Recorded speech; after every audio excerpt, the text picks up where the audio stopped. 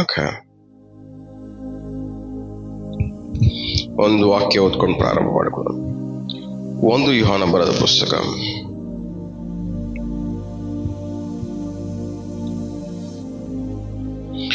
2ನೇ ಅಧ್ಯಾಯ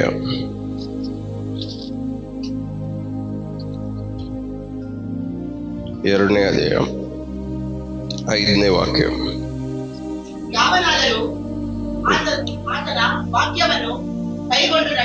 ಯಾವನಾದರೂ ಆತನ ವಾಕ್ಯವನ್ನ ಕೈಗೊಂಡು ನಡೆದರೆ ಅವನಲ್ಲಿ ನಿಜವಾಗಿ ದೇವರ ಮೇಲನ ಪ್ರೀತಿಯು ಪರಿಪೂರ್ಣವಾಗಿದೆ. ಇವತ್ತು ನಾವು ಧ್ಯಾನ ಮಾಡಕ್ ಹೋಗೋದು ಪರಿಪೂರ್ಣತೆ, ಪರ್ಫೆಕ್ಷನ್. ದೇವರ ಮಕ್ಕಳಾಗಿರೋ ನಾವು ಪರ್ಫೆಕ್ಟ್ ಆಗಿರ್ಬೇಕು. ಅಂದ್ರೆ ಒಂದು ವಿಶ್ವಾಸಿ ಪರ್ಫೆಕ್ಟ್ ಆಗಿರಕ್ ಸಾಧ್ಯನಾ? ಸಾಧ್ಯ. ಅದನ್ನೇ ದೇವರ ವಾಕ್ಯನ ಹೇಳ್ತಿರೋದು. ಯಾರು ದೇವರ ವಾಕ್ಯವನ್ನ ಕೈಗೊಂಡು ನಡೀತಾರೋ ಅವನಲ್ಲಿ ದೇವರ ಮೇಲನ ಪ್ರೀತಿಯು ಏನಾಗಿದೆ ಅಂತೆ? ಪರಿಪೂರ್ಣ. ಸೊ ದೇವರು ನನ್ನ ಪ್ರೀತಿ ಮಾಡ್ತಾರೆ ಅಂತ ಎಲ್ಲರೂ ನೀವು ಏನ್ ಅನ್ಕೊಂತೀರಾ? ದೇವರು ನನ್ನ ಪ್ರೀತಿ ಮಾಡ್ತಾರೆ, ಇವ್ರನ್ನು ಪ್ರೀತಿ ಮಾಡ್ತಾರೆ, ದೇವ್ರು ನನ್ನ ಪ್ರೀತಿ ಮಾಡ್ತಾರೆ ಅಂತ ನಾವು ಅನ್ಕೊಂತೀವಿ. ಬಟ್ ಆ ಪ್ರೀತಿ ಎಷ್ಟು ಲೆವೆಲ್ಗಿದೆ?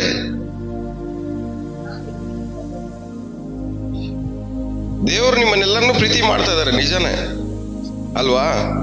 ಎಲ್ಲ ಇದ್ದೀರಾ? ಕೇಳಿಸ್ಕೊತಾ ಇದ್ದೀರಾ? ದೇವ್ರ ನಿಮ್ಮೆಲ್ಲರನ್ನು ಏನ್ ಮಾಡ್ತಾ ಇದ್ದಾರೆ? ನಿಜಾನೇ. ಬಟ್ ಅದ್ರ ಲೆವೆಲ್ ಯಾವುದು? ಪರ್ಸೆಂಟೇಜ್ ಏನು? ಸೊ ದೇವರ ಪ್ರೀತಿ ನೀವು ಅನುಭವಿಸ್ಬೇಕಂದ್ರೆ ಅದು ಯಾವ್ದ್ರ ಮೇಲೆ ಆಧಾರಗೊಂಡಿರುತ್ತೆ? ನೀವು ದೇವರ ವಾಕ್ಯವನ್ನ ಕೈಗೊಂಡು ನಡೆಯೋದ್ರ ಮೇಲೆ ಆಧಾರಗೊಂಡಿರುತ್ತೆ. ನೀವು ಎಷ್ಟು ನಡೀತಿರೋ ಅಷ್ಟು ಪ್ರೀತಿ ಏನಾಗುತ್ತೆ? ಲೆವೆಲ್ಸ್ ಇನ್ಕ್ರೀಸ್ ಆಗ್ತಾ ಇದೆ. ಕೈಗೊಂಡು ನಡೀತಾ ಇರೋ ಸಂಗತಿ ಏನು? ಅವ್ರು ಬರೀ ಭ್ರಮೇಲಿ ಇರ್ಬೇಕಷ್ಟೇ, ದೇವ್ರು ನನ್ನ ಪ್ರೀತಿ ಮಾಡ್ತಾ ಇದ್ದಾರೆ ಅಂತ. ದೇವರ ಪ್ರೀತಿ ನನ್ನ ಮೇಲಿದೆ ಅಂತ ಅವ್ರು ಏನ್ ಮಾಡ್ಬೇಕು? ಭ್ರಮೇಲಿ ಇರ್ಬೇಕು. ಒಂದು ಊಹೆ, ಇಮ್ಯಾಜಿನೇಷನ್ ಅಷ್ಟೇ ಅವ್ರಿಗೆ.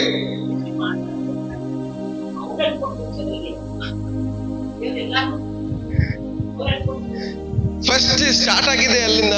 ದೇವರು ಲೋಕವನ್ನ ಎಷ್ಟೋ ಪ್ರೀತಿ ಮಾಡಿ ತನ್ನ ಒಬ್ಬನೇ ಮಗನನ್ನು ಕೊಟ್ಟು, ಯಾವನಾದರೂ ಆತನ ನಂಬಿದ್ರೆ ಒಬ್ಬನು ನಾಶವಾಗದೆ ಎಲ್ಲರೂ. ಅಲ್ಲಿ ಪ್ರಾರಂಭ ಆಗಿರೋದು ಆ ಪ್ರೀತಿ ನಂಬಿಕೆಯಿಂದ. ಈ ಪ್ರೀತಿ ಪ್ರಾರಂಭ ಆಗ್ತಿರೋದು ನಿಮ್ಮ ನಡತೆಯಿಂದ. ಎಲ್ಲ ಇದ್ದೀರಾ? ಆ ಪ್ರೀತಿ ಪ್ರಾರಂಭ ಆಗಿದ್ದು ನಂಬಿಕೆಯಿಂದ. ಯಾರು ನಂಬ್ತಾರೋ ಅವ್ರು ಏನ್ ಮಾಡಲ್ಲಂತೆ? ನಾಶ ಆಗಲ್ಲ. ಅದು ನಂಬಿಕೆಯಿಂದ ಪ್ರಾರಂಭ ಆಗಿರೋ ಪ್ರೀತಿ. ಅದು ಎಲ್ಲರಿಗೂ ಸಿಗುತ್ತೆ. ಅಂದ್ರೆ ಪರಲೋಕ ರಾಜ್ಯಕ್ಕೆ ಹೋಗೋದು ಆ ಪ್ರೀತಿಯಿಂದ. ಆದ್ರೆ ಆ ಪರಲೋಕ ರಾಜ್ಯಕ್ಕೆ ಹೋಗಕ್ಕೆ ಇವತ್ತಿಗೆ ಈ ಸೆಂಟ್ರಲ್ಲಿ ನಮ್ಮ ನಡತೆ ಆ ಪ್ರೀತಿ. ಅದಕ್ಕೆ ದೇವ್ರ ವಾಕ್ಯ ಹೇಳಿದ್ರೆ, ದೇವ್ರು ಯಾರನ್ನ ಪ್ರೀತಿಸ್ತಾರೋ ಅವ್ರನ್ನ ಏನ್ ಮಾಡ್ತಾರೆ? ಶಿಕ್ಷಿಸ್ತಾರೆ. ಅದು ಎಲ್ಲಿ ನಡೆಯುತ್ತೆ? ಈ ಸೆಂಟರ್ ಗ್ಯಾಪ್ ಅಲ್ಲಿ. ಈ ಸೆಂಟರ್ ಗ್ಯಾಪ್ ಅಲ್ಲಿ ಯಾರು ದೇವ್ರ ವಾಕ್ಯಕ್ಕೆ ಅನುಸಾರವಾಗಿ ನಡೆಯಲ್ವೋ ಅವ್ರನ್ನ ದೇವ್ರು ಏನ್ ಮಾಡ್ತಾರೆ? ಶಿಕ್ಷಿಸ್ತಾರೆ. ಶಿಕ್ಷಿಸಿ ಏನ್ ಮಾಡ್ತಾರೆ? ಮತ್ತೆ ದಾರಿದಲ್ಲಿ ಕರ್ಕೊಂಡು. ಸೊ ಫಸ್ಟ್ ಪ್ರೀತಿ ಪ್ರಾರಂಭ ಆಗಿರೋದು ನಮ್ಮ ನಂಬಿಕೆಯಿಂದ. ಆ ನಂಬಿಕೆ ಇಡೋರ ಮೂಲಕವಾಗಿ ದೇವರು ಏನ್ ಮಾಡಿದ್ರು? ನಮ್ಮ ಜೀವನವನ್ನ ನಾಶನದಿಂದ ತಪ್ಪಿಸಿದ. ನಾಶನದಿಂದ ತಪ್ಪಿಸಿದ್ಮೇಲೆ ನೀವೇನ್ ಮಾಡ್ಬೇಕು? ನಾಶನವನ್ನ ದೃಷ್ಟಿಸಿ ಆ ರೂಟಲ್ಲಿ ಹೋಗ್ಬಾರ್ದು. ಅದಕ್ಕೆ ಬದಲಾಗಿ ಯಾವ ರೂಟಲ್ಲಿ ಹೋಗ್ಬೇಕು? ನಿತ್ಯ ಜೀವ. ನಾಶನ ತಪ್ಪಿಸಿ ಏನ್ ಮಾಡಿದ್ದಾರೆ? ನಿತ್ಯ ಜೀವವನ್ನು ಕೊಟ್ಟಿದ್ದಾರೆ. ಇವತ್ತು ನಮ್ಮ ರೂಟು ಇದಲ್ಲ, ನಿತ್ಯ ಜೀವದ ರೂಟು. ಪರಲೋಕಕ್ಕೆ ಹೋಗ್ಬೇಕಾದ್ರೆ 2 ಮಾರ್ಗ ಇದೆ. ಒಂದು ನಾಶನದ ಮಾರ್ಗ, ಇನ್ನೊಂದು ಪರಲೋಕದ ಮಾರ್ಗ. ನಾಶನದ ಮಾರ್ಗ ಹೆಂಗಿರುತ್ತೆ? ದೊಡ್ಡದು, ವಿಶಾಲವಾಗಿರುತ್ತೆ. ಅಲ್ಲಿ ಹೋಗೋದು ತುಂಬಾ ಜನ ಇದ್ದಾರೆ. ಆದ್ರೆ ಪರಲೋಕಕ್ಕೆ ಹೋಗುವ ಮಾರ್ಗ ಚಿಕ್ಕದು, ಬಿಕ್ಕಟ್ಟು, ಕಷ್ಟ. ಅದ್ರಲ್ಲಿ ಹೋಗೋದು ಸ್ವಲ್ಪ ಜನ. ಅದು ಏನಕ್ಕೆ ಹೋಲಿಕೆ ಆಗಿದೆ? ಅನುಸರಿಸು, ದೇವರ ವಾಕ್ಯನ ಅನುಸರಿಸೋದು ಇಕ್ಕಟ್ಟ, ಕಷ್ಟ, ಮನ್ಸು ನೋವು, ಮನ್ಸು ಬಾಧೆ ಆಗತ್ತೆ. ಎಲ್ಲೋ ಸಿಗಾಕೊಂಡು ಒದ್ದಾಡೋ ತರ ಇರುತ್ತೆ, ಫ್ರೀಡಮ್ ಇಲ್ದೇ ಇರೋ ತರ ಇರುತ್ತೆ. ಆದ್ರೂ ಕೈಗೊಂಡು ನಡೆದ್ರೆ ನಿಮಗೇನ್ ಸಿಗತ್ತೆ? ನಿತ್ಯ ಜೀವ ಸಿಗತ್ತೆ. ಆದ್ರೆ ದೇವ್ರ ವಾಕ್ಯವನ್ನ ಅನುಸರಿಸಿ ನಡೆದಿರೋದು ಜೀವನ ಹೆಂಗಿರುತ್ತೆ? ವಿಶಾಲವಾಗಿರುತ್ತೆ. ಅವ್ರಿಗೆ ಏನು ರೂಲ್ಸು ರೆಗ್ಯುಲೇಷನ್ಸ್ ಏನು ಇಲ್ಲ. ಇಷ್ಟ ಬಂದಂಗೆ ಮಾತಾಡ್ಬೋದು, ಇಷ್ಟ ಬಂದಂಗೆ ಯೋಚನೆ ಮಾಡ್ಬೋದು, ಇಷ್ಟ ಬಂದಿದ್ದ ಜಾಗಕ್ಕೆ ಹೋಗ್ಬೋದು, ಇಷ್ಟ ಬಂದಿದ್ದು ಸೇರ್ಬೋದು, ಇಷ್ಟ ಬಂದಿದ್ದೆಲ್ಲ ಮಾಡ್ಬೋದು. Freedom, full freedom. ಇಕ್ಕಟ್ಟಿಲ್ಲ, ಬಿಕ್ಕಟ್ಟಿಲ್ಲ. ಅವ್ರಿಗೆ ಹೆಂಗ್ ಬೇಕೋ ಮನ್ಸಿಗೆ ಹಂಗ್ ಜೀವನ ಮಾಡ್ಬೋದು.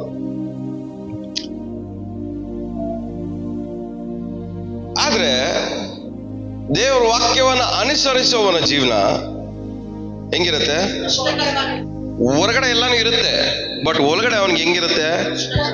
ಕಷ್ಟವಾಗಿರುತ್ತೆ.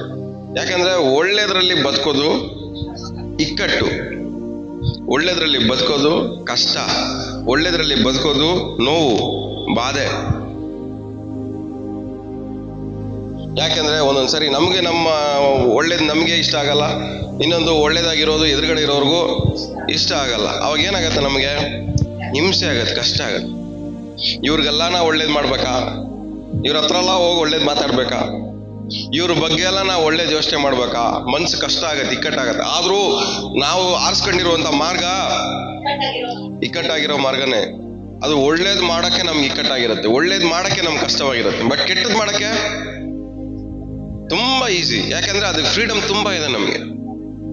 ಬಟ್ ನೀವು ಯಾವ ಮಾರ್ಗ ಆರಿಸ್ಕೊಂತ ಇದ್ದೀರಾ? ಸೊ ಮೊದಲನೇ ಪ್ರೀತಿ ಪ್ರಾರಂಭ ಆಗಿದ್ದು ನಂಬಿಕೆಯಿಂದ. ಆ ಪ್ರೀತಿ ಬೆಳಿಬೇಕಂದ್ರೆ ನೀವೇನ್ ಮಾಡ್ಬೇಕು? ಒಳ್ಳೆ ನಡತೆನ ಚೂಸ್ ಮಾಡ್ಬೇಕು. ವಾಕ್ಯವನ್ನ ಅನುಸರಿಸಿ ನಡೆದುಕೊಳ್ಳುವುದನ್ನ ನೀವೇನ್ ಮಾಡ್ಬೇಕು? ಕಲ್ತ್ಕೊಬೇಕು. ಕಲ್ತ್ಕೊಂಡ್ರೆ ಮಾತ್ರನೇ ಅಲ್ಲಿ ಹೊಂದ್ಕೊಂಡಿರೋ ಪ್ರೀತಿ ನಿಮ್ ಜೀವನದಲ್ಲಿ ಏನಾಗತ್ತೆ? ಬೆಳೀತಾ ಹೋಗುತ್ತೆ. ಬೆಳೀತಾ ಹೋಗಿ ಲಾಸ್ಟ್ಗೆ ಏನಾಗತ್ತೆ? ಅದು ಪರ್ಫೆಕ್ಟ್ ಆಗಿ ಪರಿಪೂರ್ಣವಾಗಿ ಮಾರ್ಪಡುತ್ತೆ. ಸೊ ನಾವಿಲ್ಲಿ ಕೂತಿರೋದು ಏನಕ್ಕೋಸ್ಕರ ಹೇಳಿ?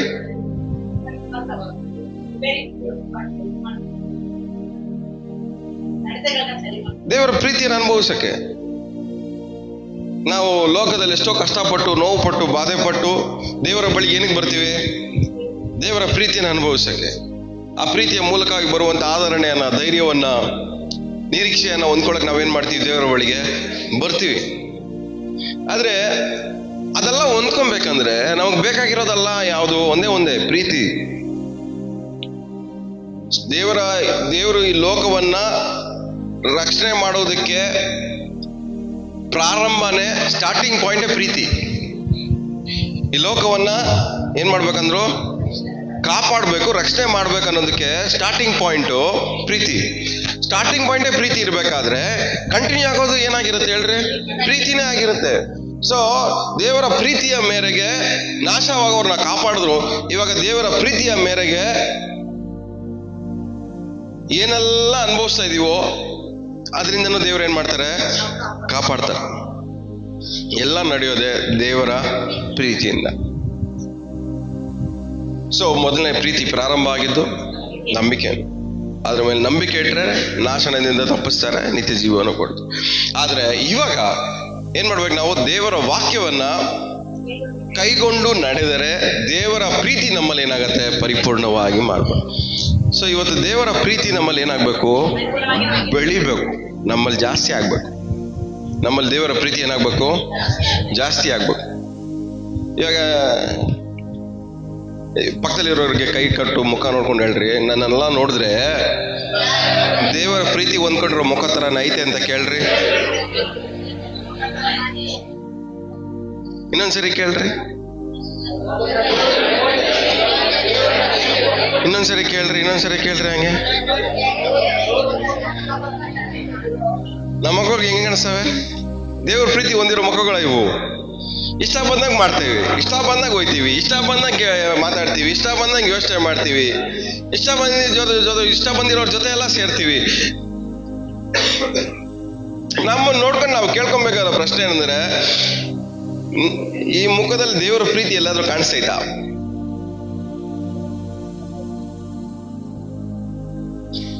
ಇಷ್ಟ ಬಂದಿಂಗ್ ಮಾತಾಡತ್ತೆ ಈ ಮುಖದಲ್ಲಿ, ಇಷ್ಟ ಬಂದಿದ್ದೆಲ್ಲ ಯೋಚನೆ ಮಾಡುತ್ತೆ, ಇಷ್ಟ ಬಂದಿದ್ದೆಲ್ಲ ನೋಡುತ್ತೆ, ಇಷ್ಟ ಬಂದಿದ್ದೆಲ್ಲ ಕೇಳಿಸ್ಕೊಳ್ತೆ, ಇಷ್ಟ ಬಂದಿದ್ದ ಜೊತೆಲ್ಲ ಸಹವಾಸ ಮಾಡುತ್ತೆ. ಈ ಮುಖದಲ್ಲಿ ದೇವರ ಪ್ರೀತಿ ಏನಾದ್ರೂ ಕಾಣ್ತೈತಾ?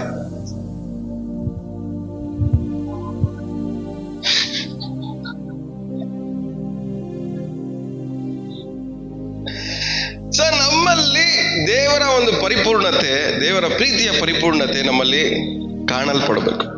ಸೊ ದೇವರ ಪ್ರೀತಿ ನಮ್ಮಲ್ಲಿ ಹೆಚ್ಚಾಗಬೇಕು. ಎಷ್ಟು ದೇವರ ಪ್ರೀತಿ ನಿಮ್ಮಲ್ಲಿ ಹೆಚ್ಚಾಗುತ್ತೋ, ಇನ್ನೊಂದ್ ಕಡೆ ದೇವರ ವಾಕ್ಯ ಹೇಳುತ್ತೆ, ದೇವರು ಪ್ರೀತಿಯಾಗಿದ್ದಾರೆ. God is love. ದೇವರೇ ಪ್ರೀತಿಯಾಗಿದ್ದಾರೆ, ಪ್ರೀತಿ ಸ್ವರೂಪನಾಗಿದ್ದಾರೆ. So God is love.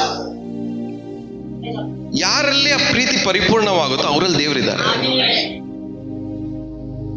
ಯಾಕಂದ್ರೆ ಪ್ರಾರಂಭವಾಗಿದ್ದು ಪ್ರೀತಿಯಿಂದಾನೆ. ನಿಮ್ಮಲ್ಲಿ ಪ್ರೀತಿಯನ್ನ ಪರಿಪೂರ್ಣ ಮಾಡ್ತಾ ಇರೋದು ಏನಕ್ಕೆ? ದೇವರು ನಿಮ್ಮಲ್ಲಿ. ಸೊ ನಮ್ಮನ್ನ ನೋಡಿದ್ರೆ ಹೆಂಗ ಅನಿಸ್ಬೇಕು? ದೇವ್ರು ನೋಡ್ದಂಗಿರು. ಅದು ದೇವ್ರು ನೋಡ್ದಂಗೆ ಹೆಂಗ್ ದೇವ್ರು ನೋಡ್ದಂಗೆ ನೋಡೋ ತರ ಯಾವಾಗ ಆಗುತ್ತೆ? ಆ ಪ್ರೀತಿ ನಿಮ್ಮಲ್ಲಿ ಪರಿಪೂರ್ಣವಾದಾಗ ಮಾತ್ರನೇ. ಇನ್ನೊಂದ್ಸರಿ ಪಕ್ಕದಲ್ಲಿರೋ ಮುಖ ನೋಡೋಣ. ನನ್ನ ನೋಡಿದ್ರೆ ಏನೋ ದೇವ್ರು ನೋಡೋ ತರ ಆಗ್ತದೆ ನಿಮ್ಗೆ ಅಂತ.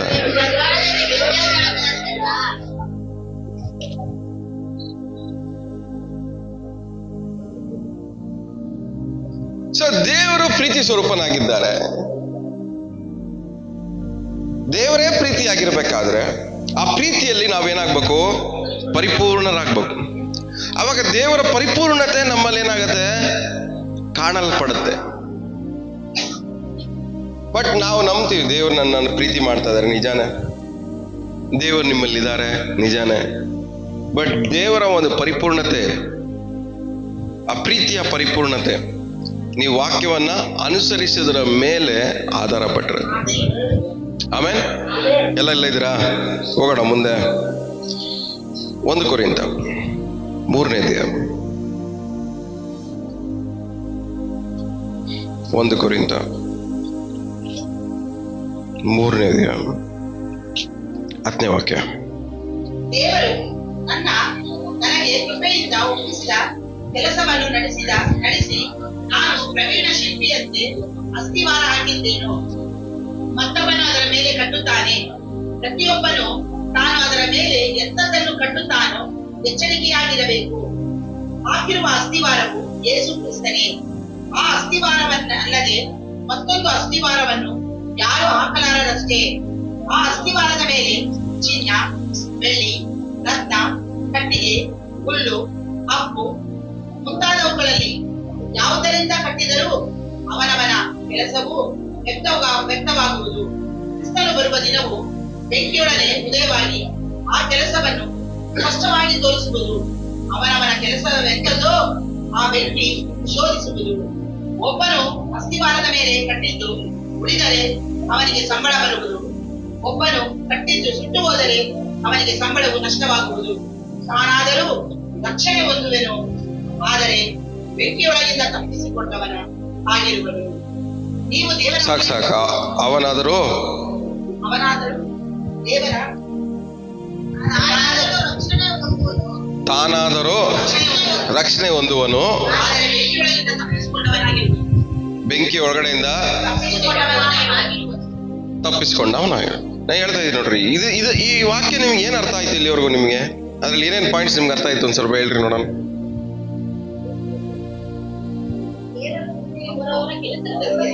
ಕೆಲಸ, ಅವರವರ ಕೆಲಸ ಅಂದ್ರೆ ಏನು? ಅವರವರ ನಡತೆ, ವಾಕ್ಯವನ್ನ ಅನುಸರಿಸುವಂತ ಒಂದು ಮನಸ್ಸು ಅಥವಾ ಅವರ ಕ್ರಿಯೆಗಳು, ಅವರ ನಡತೆ. ಸೊ ವಾಕ್ಯವನ್ನ ಯಾವ ಲೆವೆಲ್ಗೆ ಅವರು ಅನುಸರಿಸ್ತಾ ಇದ್ದಾರೆ ಅನ್ನೋದ್ರ ಮೇಲೆ ಆಧಾರ ಪಟ್ಟಿರುತ್ತೆ. ಸೊ ವಾಕ್ಯಕ್ಕನುಸಾರವಾಗಿ ಅವ್ರು ನಡೆದುಕೊಳ್ತಾ ಇದಾರ ಅನ್ನೋದ್ರ ಮೇಲೆ ಆಧಾರ ಪಟ್ಟಿರುತ್ತೆ. ಆ ಅಸ್ತಿವಾರ ಏನು? ದೇವರು ಲೋಕವನ್ನ ಎಷ್ಟೋ ಪ್ರೀತಿ ಮಾಡಿ ತನ್ನ ಒಬ್ಬನೇ ಮಗನನ್ನು ಕೊಟ್ರು. ಅವರು ಆ ಒಬ್ಬನೇ ಮಗನೇ ಅಸ್ತಿವಾರ. ಆ ಒಬ್ಬನೇ ಮಗನ್ನೇ ದೇವರು ವಾಕ್ಯ ಏನ್ ಹೇಳುತ್ತೆ? ದೇವರು ಪ್ರೀತಿಯಾಗಿದ್ದಾರೆ. ಅಸ್ತಿವಾರನೇ ಪ್ರೀತಿ. ದೇವರೇನಾಗಿದ್ದಾರೆ? ಪ್ರೀತಿಯಾಗಿದ್ದಾರೆ. ದೇವರೇ ಪ್ರೀತಿಯಾಗಿದ್ದಾರೆ. ಆ ಪ್ರೀತಿಯಾಗಿರುವ ದೇವರೇ ನಮಗೇನಾಗಿದ್ದಾರೆ? ಅಸ್ತಿವಾರವಾಗಿದ್ದಾರೆ. ಇನ್ನೊಂದು ಕಡೆ ಪೌಲ ಹೇಳ್ತಾನೆ, ಎಲ್ಲದಕ್ಕಿಂತ ದೊಡ್ಡದು ಪ್ರೀತಿಯೇ. ಏನಿದೆ? ನಂಬಿಕೆ, ನಿರೀಕ್ಷೆ, ಪ್ರೀತಿ. ಕೊನೆಗೆ ಉಳಿಯೋದು ಪ್ರೀತಿಯೇ. ಎಲ್ಲದಕ್ಕಿಂತ ದೊಡ್ಡದು ಪ್ರೀತಿಯೇ. ಯಾಕಂದ್ರೆ ದೇವರು ಪ್ರೀತಿಯಾಗಿದ್ದಾರೆ. ದೇವರು ನಂಬಿಕೆಯನ್ನ ಕೊಡ್ತಾರೆ, ನಿರೀಕ್ಷೆಯನ್ನ ಕೊಡ್ತಾರೆ, ಬಟ್ ದೇವರೇ ಪ್ರೀತಿಯಾಗಿದ್ದಾರೆ. ಅವರ ಪರಿಪೂರ್ಣತೆ ನಮ್ಮಲ್ಲಿ ಏನಾಗ್ಬೇಕು? ಕಾಣಲ್ಪಡ್ಬೇಕು. ಇಲ್ಲಿ ಪೌಲ ಸ್ಟಾರ್ಟ್ ಮಾಡೋದು ಏನ್ರಲ್ಲಿ ಸ್ಟಾರ್ಟ್ ಮಾಡ್ತಾ ಇದ್ದಾನೆ? ದೇವರು ನನಗೆ ಕೃಪೆಯಿಂದ ಒಪ್ಪಿಸಿದ ಕೆಲಸವನ್ನ ನಾನೇನ್ ಮಾಡ್ತೀನಿ? ನಡೆಸಿ. ಫೌಂಡೇಶನ್. ಆ ಫೌಂಡೇಶನ್ ಯಾವ್ದ್ರ ಮೇಲೆ ಇರ್ಬೇಕು? ನಮ್ಗೆ ದೇವರ ಪ್ರೀತಿಯ ಮೇಲೆ. ಬಟ್ ಅದ್ರ ಮೇಲೆ ಸ್ವಲ್ಪ ಜನ ಏನ್ ಮಾಡ್ತಾರಂತೆ? ಕಟ್ಕೊಳ್ತಾರೆ. ನಿಮಗೂ ಸುವಾರ್ತೆ ಹೇಳಕ್ ಪಾಸ್ಟರ್ ಯಾವಾಗ 10 ವರ್ಷ ಮುಂಚೆನೋ, 15 ವರ್ಷ ಮುಂಚೆನೋ, ಇಲ್ಲ 8 ವರ್ಷ ಮುಂಚೆನೋ, ಇಲ್ಲ 1 ವರ್ಷ ಮುಂಚೆನೋ ಪಾಸ್ಟರ್ ಬಂದು ಏನ್ ಮಾಡಿದ್ರು? ನಿಮ್ಗೆ ಸುವಾರ್ತೆ ಹೇಳಿ ನಿಮ್ಗೊಂದು ಅಡಿಪಾಯ, ಫೌಂಡೇಶನ್ ಹಾಕು. ದೇವ್ರು ನಿಮ್ಮನ್ನ ಪ್ರೀತಿ ಮಾಡ್ತಾರೆ, ದೇವ್ರು ನಿಮ್ಮನ್ನ ಕ್ಷಮಿಸ್ತಾರೆ, ದೇವ್ರು ನಿಮ್ಮನ್ನ ಕಾಪಾಡ್ತಾರೆ, ದೇವ್ರು ನಿಮ್ ಪಾಪ ಕ್ಷಮಿಸ್ತಾರೆ, ನಿಮ್ ಕಣ್ಣೀರು ಓಡಿಸ್ತಾರೆ. ದೇವ್ರ ಪ್ರೀತಿಯನ್ನ ಹಂಚ್ಕೊಂಡು ಅವ್ರು ಏನ್ ಮಾಡಿದ್ರು? ನಿಮ್ಗೆ ಒಂದು ಫೌಂಡೇಶನ್ ಹಾಕೋದು. ಪೌಲನು ಅದೇ ತರನೇ ಎಲ್ಲರಿಗೂ ಏನಾಗ್ತಾ ಇದ್ದಾನೆ? ಸುವಾರ್ತೆ ಹೇಳಿ ಫೌಂಡೇಶನ್ ಆಗ್ತದೆ. ಸೊ ಅದೇ ತರನೇ ಪಾಸ್ಟರ್ ಏನ್ ಮಾಡಿದಾರೆ? ನಿಮ್ಗೆ ಎಲ್ಲರಿಗೂ ಒಂದು ಫೌಂಡೇಶನ್ ಹಾಕಿದ್ದಾರೆ. ಫೌಂಡೇಶನ್ ಹಾಕಿದ್ಮೇಲೆ ನೀವೆಲ್ಲ ಏನ್ ಮಾಡ್ತಾ ಇದ್ದೀರಾ? ಏನು ಉಪಯೋಗ ಮಾಡಿ ಕಟ್ಕೊಂತ ಇದ್ದೀರಾ? ಕೆಲವೊಬ್ರು ನೀವು 10 ವರ್ಷದಿಂದ ಕಟ್ತಾ ಇದ್ದೀರಾ, 15 ವರ್ಷದಿಂದ ಕಟ್ಕೊಂತ ಇದ್ದೀರಾ ನಿಮ್ ಜೀವನನ, 20 ವರ್ಷದಿಂದ ಕಟ್ಕೊಂತೀರಾ, ಇನ್ನೊಂದು 20 ವರ್ಷ ಕಟ್ಕೊಂತೀರಾ. ಲಾಸ್ಟ್ಗೆ ಅದು ನೀವು ಕಟ್ಟಿರೋ ಕಟ್ಟಡ ಉಳ್ಕೊಳ್ದೆ ಹೋದ್ರೆ ನಿಮಗೆ ಏನ್ ಸಿಕ್ಕಲ್ಲ? ಸಂಬಳ ಇಲ್ಲ. ಅಂದ್ರೆ ಅವ್ನು ಮಾಡಿರೋ ಕೆಲಸ ಉಳ್ಕೊಳ್ದೆ ಹೋದ್ರೆ ಅವನಿಗೇನಿಲ್ಲ ಅಂತೆ? ಸಂಬಳ ಇಲ್ಲ. ಅದಕ್ಕೆ ಬದಲಾಗಿ ಅವ್ನಿಗೇನ್ ಸಿಗತ್ತಂತೆ? ಸಂಬಳ ನಷ್ಟ ಆಗುತ್ತೆ. ಆದ್ರೆ ಪರಲೋಕ ಮಾತ್ರ ಗ್ಯಾರಂಟಿ. ಎಲ್ಲ ಇದ್ದೀರಾ? ಅರ್ಥ ಆಗ್ತಾ ಇದೆಯಾ? ತಲೆಗೆ ಹೋಗ್ತಾ ಇದೆಯಾ? ಅವನ್ ಕಟ್ಟಿರೋ ಕಟ್ಟಡ, ಅವನ್ ಮಾಡಿರೋ ಕೆಲಸಗಳು ಶೋಧಿಸಲ್ಪಟ್ಟು ಉಳ್ಕೊಳ್ದೆ ಹೋದ್ರೆ ಅವನಿಗೇನಿಲ್ಲ? ಸಂಬಳನೇ ಇಲ್ಲ. ನಾವೆಲ್ಲ ಏನಕ್ಕೋಸ್ಕರ ಕೆಲಸ ಮಾಡ್ತಾ ಇದೀವಿ ಅಲ್ವಾ? ದೇವ್ರು ನಮ್ಮನ್ನು ಗುರುತಿಸ್ಬೇಕು, ನಮಗೆ ಪ್ರತಿಫಲ ಕೊಡ್ಬೇಕು ಅನ್ನೋದಕ್ಕೋಸ್ಕರನೇ ಕೆಲಸ ಮಾಡ್ತಾ ಇರೋದಲ್ಲ. ಅಲ್ಲ, ನೀವ್ ಹೆಂಗ್ ಬೇಕೋ ಹಂಗ್ ಬದುಕ್ಬಿಟ್ಟು ದೇವ್ರು ನನ್ಗೆ ಪ್ರತಿಫಲ ಕೊಡ್ತಾರೆ ಅಂತ ಹೆಂಗೆದ್ರು ನೋಡ್ತೀರಾ? ಇಷ್ಟ ಬಂದಂಗೆ ಯೋಚನೆ ಮಾಡ್ಬಿಟ್ಟು ದೇವ್ರು ನನಗೆ ಪ್ರತಿಫಲ ಕೊಡ್ತಾರೆ, ಸಂಬಳ ಕೊಡ್ತಾರೆ ಅಂತ ಹೆಂಗೆದ್ರು ನೋಡ್ತೀರಾ? ಇಷ್ಟ ಬಂದ ಈ ಜಾಗಕ್ಕೆಲ್ಲ ಹೋಗ್ಬಿಟ್ಟು ದೇವ್ರು ನನಗೆ ಸಂಬಳ ಕೊಡ್ತಾರೆ ಅಂತ ಹೆಂಗ ಅನ್ಕಂತೀರಾ? ಎಲ್ಲ ಇದ್ದೀರಾ? ಅರ್ಥ ಆಗ್ತಾ ಇದೆಯಾ? ಇಷ್ಟ ಬಂದೆಲ್ಲ ಯೋಚನೆ ಮಾಡ್ಬಿಟ್ಟು ದೇವ್ರು ನನಗೆ ಸಂಬಳ ಕೊಡ್ತಾರೆ ಅಂತ ಹೆಂಗ್ ಎದುರು ನೋಡ್ತೀರಾ? ಇಷ್ಟ ಬಂದಂಗೆ ಬದುಕ್ಬಿಡೋದು, ಉಪವಾಸ ಮಾಡ್ಬಿಡೋದು, ದೇವ್ರು ಸಂಬಳ ಕೊಡ್ತಾರೆ ಅಂತ ಎದುರು ನೋಡೋದು. ಹಬ್ಬ ಈ ತರನು ಶಾರ್ಟ್ ಕಟ್ಟು. ಸಂಬಳಕ್ಕೋಸ್ಕರ ಸ್ಟ್ರೈಕು ಮಾಡ್ತೀರಾ? ಆ ಸ್ಟ್ರೈಕ್ ಹೆಸರೇನು? ಉಪವಾಸ. ಯಾವ್ದು ಎಲ್ಲ ಏನಕ್ಕೋಸ್ಕರ ಹೇಳಿ? ಸಂಬಳ ಸಿಗ್ಲಿ ಅಂತ, ಸಂಬಳ ಜಾಸ್ತಿ ಆಗ್ಲಿ, ಇನ್ಕ್ರಿಮೆಂಟ್ ಸಿಗ್ಲಿ, ಪ್ರಮೋಷನ್ ಸಿಗ್ಲಿ ಅನ್ನೋದಕ್ಕೋಸ್ಕರ. ಆದ್ರೆ ಮಾಡೋ ಕೆಲಸ ಅಲ್ಲ ನೆಟ್ಟಿಗೆ, ವಾಕ್ಯಕ್ಕೆ ಅನುಸಾರವಾಗಿ ಬದುಕಲ್ಲ. ಆದ್ರೆ ಏನು ನಡೀತಾ ಇದ್ದಾಗ ಸ್ಟ್ರೈಕ್ ಮಾಡ್ಬಿಡೋದು, ಉಪವಾಸ ಸತ್ಯಾಗ್ರಹ. ಏನಕ್ಕೆ ಅಂದ್ರೆ ನಾವು ಅನ್ಕೊಂಡಿದ್ ಯಾವ್ದು ಆಗ್ತಾ ಇಲ್ಲ, ನಮ್ಮ ಕೋರಿಕೆಗಳು ನೆರವೇರ್ತಾ ಇಲ್ಲ, ನಮ್ಮ ಬೇಡಿಕೆಗಳು ನಮ್ ಸಂಬಳ ಜಾಸ್ತಿ ಬರ್ತಾ ಇಲ್ಲ, ಟೈಮ್ ಸರಿಯಾಗಿ ನಮ್ ಸಂಬಳ ಬರ್ತಾ ಇಲ್ಲ ಅಂತ ಧರಣೆ ಮಾಡೋದು ಕುತ್ಕೊಂಡು ಉಪವಾಸ. ಪಕ್ಕದಲ್ಲಿ ಮುಖ ನೋಡ್ಕೊಂಡು ಹೇಳ್ರಿ, ಈ ತರ ಎಲ್ಲ ಉಪವಾಸ ಬೇಕಾ ನಿನ್ಗೆ ಅಂತ. ಅನ್ಯಾಯವಾಗಿ ಉಪವಾಸ ಮಾಡ್ತಿರಲ್ಲ ನೀವೆಲ್ಲ, ಅನ್ಯಾಯವಾಗಿ ಧರಣೆ ಮಾಡ್ತಿರಲ್ಲ, ಅನ್ಯಾಯವಾಗಿ ಸ್ಟ್ರೈಕ್ ಮಾಡ್ತಿರಲ್ಲ ಕುತ್ಕೊಂಡು. ಉಪವಾಸಕ್ಕಿರೋ ಅರ್ಥನೇ ನೀವೇನ್ ಮಾಡ್ಬಿಟ್ಟಿದ್ದೀರಾ? ನೀವು ಕೆಡಿಸ್ಬಿಟ್ಟಿದ್ದೀರಾ.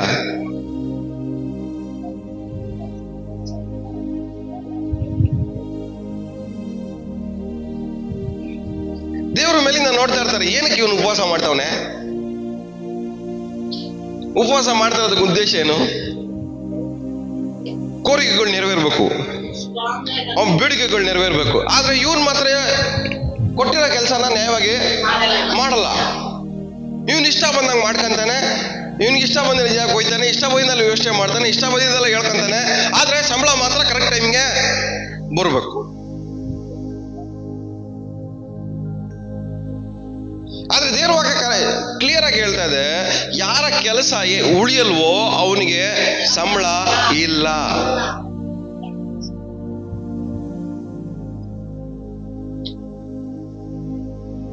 ಇವಾಗ ನೀವು ಯೋಚನೆ ಮಾಡ್ಕೊಳ್ಳಿ, ನಾನು ಮಾಡ್ತಾರೋ ಯೋಚನೆ ಉಳ್ಕೊಳತ್ತಾ?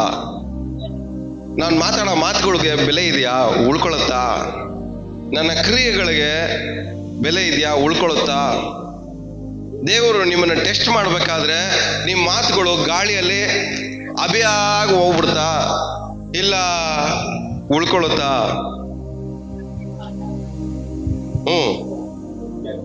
ಗಟ್ಟಿ ಕಾಳು ಒಟ್ಟು ಗಾಳಿ ಬಂದ್ರೆ ಒಟ್ಟು ಏನಾಗುತ್ತೆ? ಹೊಡ್ಕೊಂಡೋಗತ್ತೆ. ಎಲ್ಲೋಯ್ತು ಗೊತ್ತಿಲ್ಲ. ಆದ್ರೆ ಕಾಳು ಮಾತ್ರ ಏನಾಗುತ್ತೆ? ಉಳ್ಕೊಳ್ಳುತ್ತೆ. ಇವತ್ತು ನಿಮ್ಮ ಮಾತುಗಳು, ನಿಮ್ಮ ಕ್ರಿಯೆಗಳು, ನಿಮ್ಮ ಆಲೋಚನೆಗಳು, ನೀವು ಮಾಡೋ ಯೋಚನೆಗಳು ಕಾಳಾಗಿದೆಯಾ ಇಲ್ಲ ಒಟ್ಟಿನಾಗಿದೆಯಾ? ದೇವ್ರ ಗಾಳಿ ಹಿಂಗೆ ಓಡಿಸ್ರೆ ಹೊಡ್ಕೊಂಡು ಹೋಗುತ್ತಾ ಇಲ್ಲ ಉಳ್ಕೊಳುತ್ತಾ?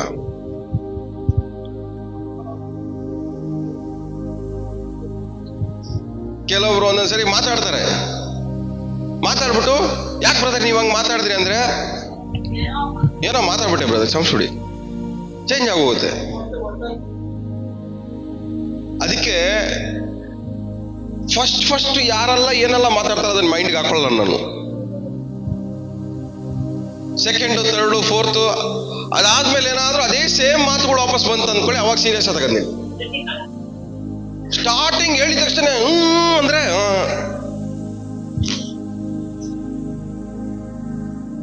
ಅವ್ರ ಮಾತು ಕೇಳ್ಕೊಂಡ್ರೆ ನಾನು ಗಾಳಿ ನೋಡ್ಕೊಂಡು ಹೋಗ್ಬಿಡ್ತೀನಿ ಆಮೇಲೆ.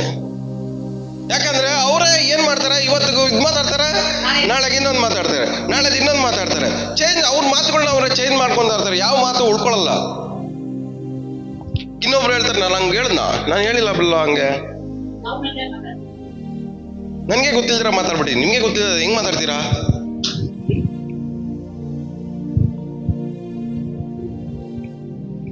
ಸೊ ಇವತ್ತು ನಾವು ಅರ್ಥ ಮಾಡ್ಕೊಬೇಕಾಗಿರೋದು ಒಂದೇ, ನಾವು ಮಾಡೋ ಕೆಲಸಗಳು, ನಾವು ಮಾತಾಡೋ ಮಾತುಗಳು, ನಾವು ಮಾಡೋ ಆಲೋಚನೆಗಳು ಅದು ಗಾಳಿಗೆ ಹೊಡ್ಕೊಂಡು ಹೋಗ್ಬಾರ್ದು, ಉಳ್ಕೊಬೇಕು. ಏನಾಗ್ಬೇಕು ಹೇಳ್ರಿ? ಉಳ್ಕೊಬೇಕು. ನಮ್ಮ ಮಾತುಗಳು ಯಾವಾಗ ಉಳ್ಕೊಳ್ಳುತ್ತೆ? ನಿಮ್ಮ ನಡತೆ ಸರಿ ಇದ್ದಾಗ ಮಾತ್ರ ನಿಮ್ಮ ಮಾತುಗಳು ಉಳ್ಕೊಳ್ಳೋದು. ನಿಮ್ಮ ನಡತೆ ಸರಿ ಇದ್ದಾಗ ಮಾತ್ರ ನಿಮ್ಮ ಆಲೋಚನೆಗಳು ಉಳ್ಕೊಳ್ಳೋದು. ಒಂದೇ ತರನೇ ಇರೋದು ನಾವು ಸೇಮ್ ಆಗಿ. ನಮ್ಮ ನಡತೆ ಬದಲಾದಾಗಲ್ಲ ನಮ್ಮ ಮಾತುಗಳು ಬದಲಾಗ್ತಾ ಇರುತ್ತೆ. ನಮ್ಮ ನಡತೆ ಬದಲಾಗಲ್ಲ ನಮ್ಮ ಆಲೋಚನೆಗಳು ಕಳ್ಳನ ತರ ನಡತೆ ಚೇಂಜ್ ಆದ್ರೆ ಆಲೋಚನೆಗಳು ಏನಾಗ್ತವೆ ಹೇಳಿ? ಕಳ್ಳನ ತರನೇ ಆಯ್ತವೆ. ನಡತೆ ಯಾವಾಗ ಮೋಸ ಮಾಡಕ್ಕೆ ನಡತೆ ಯಾವಾಗ ಬದಲಾಗುತ್ತೋ ಅವನ ಆಲೋಚನೆಗಳು ಏನಾಗ್ತವೆ ಹೇಳ್ರಿ? ಮೋಸ ಮಾಡೋ ತರನೇ ಬದಲಾಗುತ್ತೆ. ಸೊ ಯಾರ ನಡತೆ ಹೆಂಗಿದಿರುತ್ತೋ ಅವ್ರ ಆಲೋಚನೆಗಳು ಹಂಗೇ ಬದಲಾಗುತ್ತೆ. ನೀವು ಆರಿಸ್ಕೊಂಡಿರೋ ಮಾರ್ಗ ಆತರ.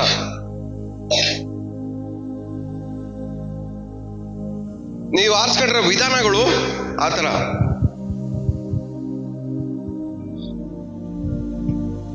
ಸೊ ವಾಕ್ಯವನ್ನ ಅನುಸರಿಸಿ ನಡೆದುಕೊಳ್ಳುವ ದೇವರ ಪ್ರೀತಿ ಪರಿಪೂರ್ಣವಾದ. ಸೊ ಇಲ್ಲಿ ಪೌಲ ಹೇಳ್ತಾನೆ, ನಾನೇನ್ ಮಾಡ್ಕೊಂತ ಇದ್ದೀನಿ? ಅಸ್ಥಿವಾರ ಹಾಕಿದ್ದೀನಿ, ಅದ್ರ ಮೇಲೆ ಕಟ್ಕೊಂತಾರೆ.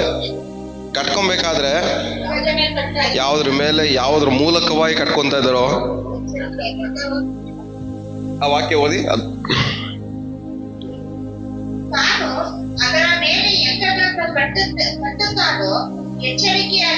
ಏನಂತೆ?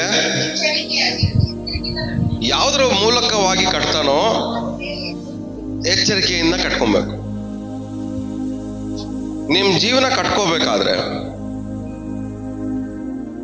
ಎಚ್ಚರಿಕೆಯಾಗಿರ್ಬೇಕು, ಕೇರ್ಫುಲ್ ಆಗಿ ಕಟ್ಕೊಬೇಕು ನಿಮ್ ಲೈಫ್ನ. ಹೆಂಗ್ ಕಟ್ಕೊಬೇಕು ಹೇಳ್ರಿ? ಕೇರ್ಫುಲ್ ಆಗಿ.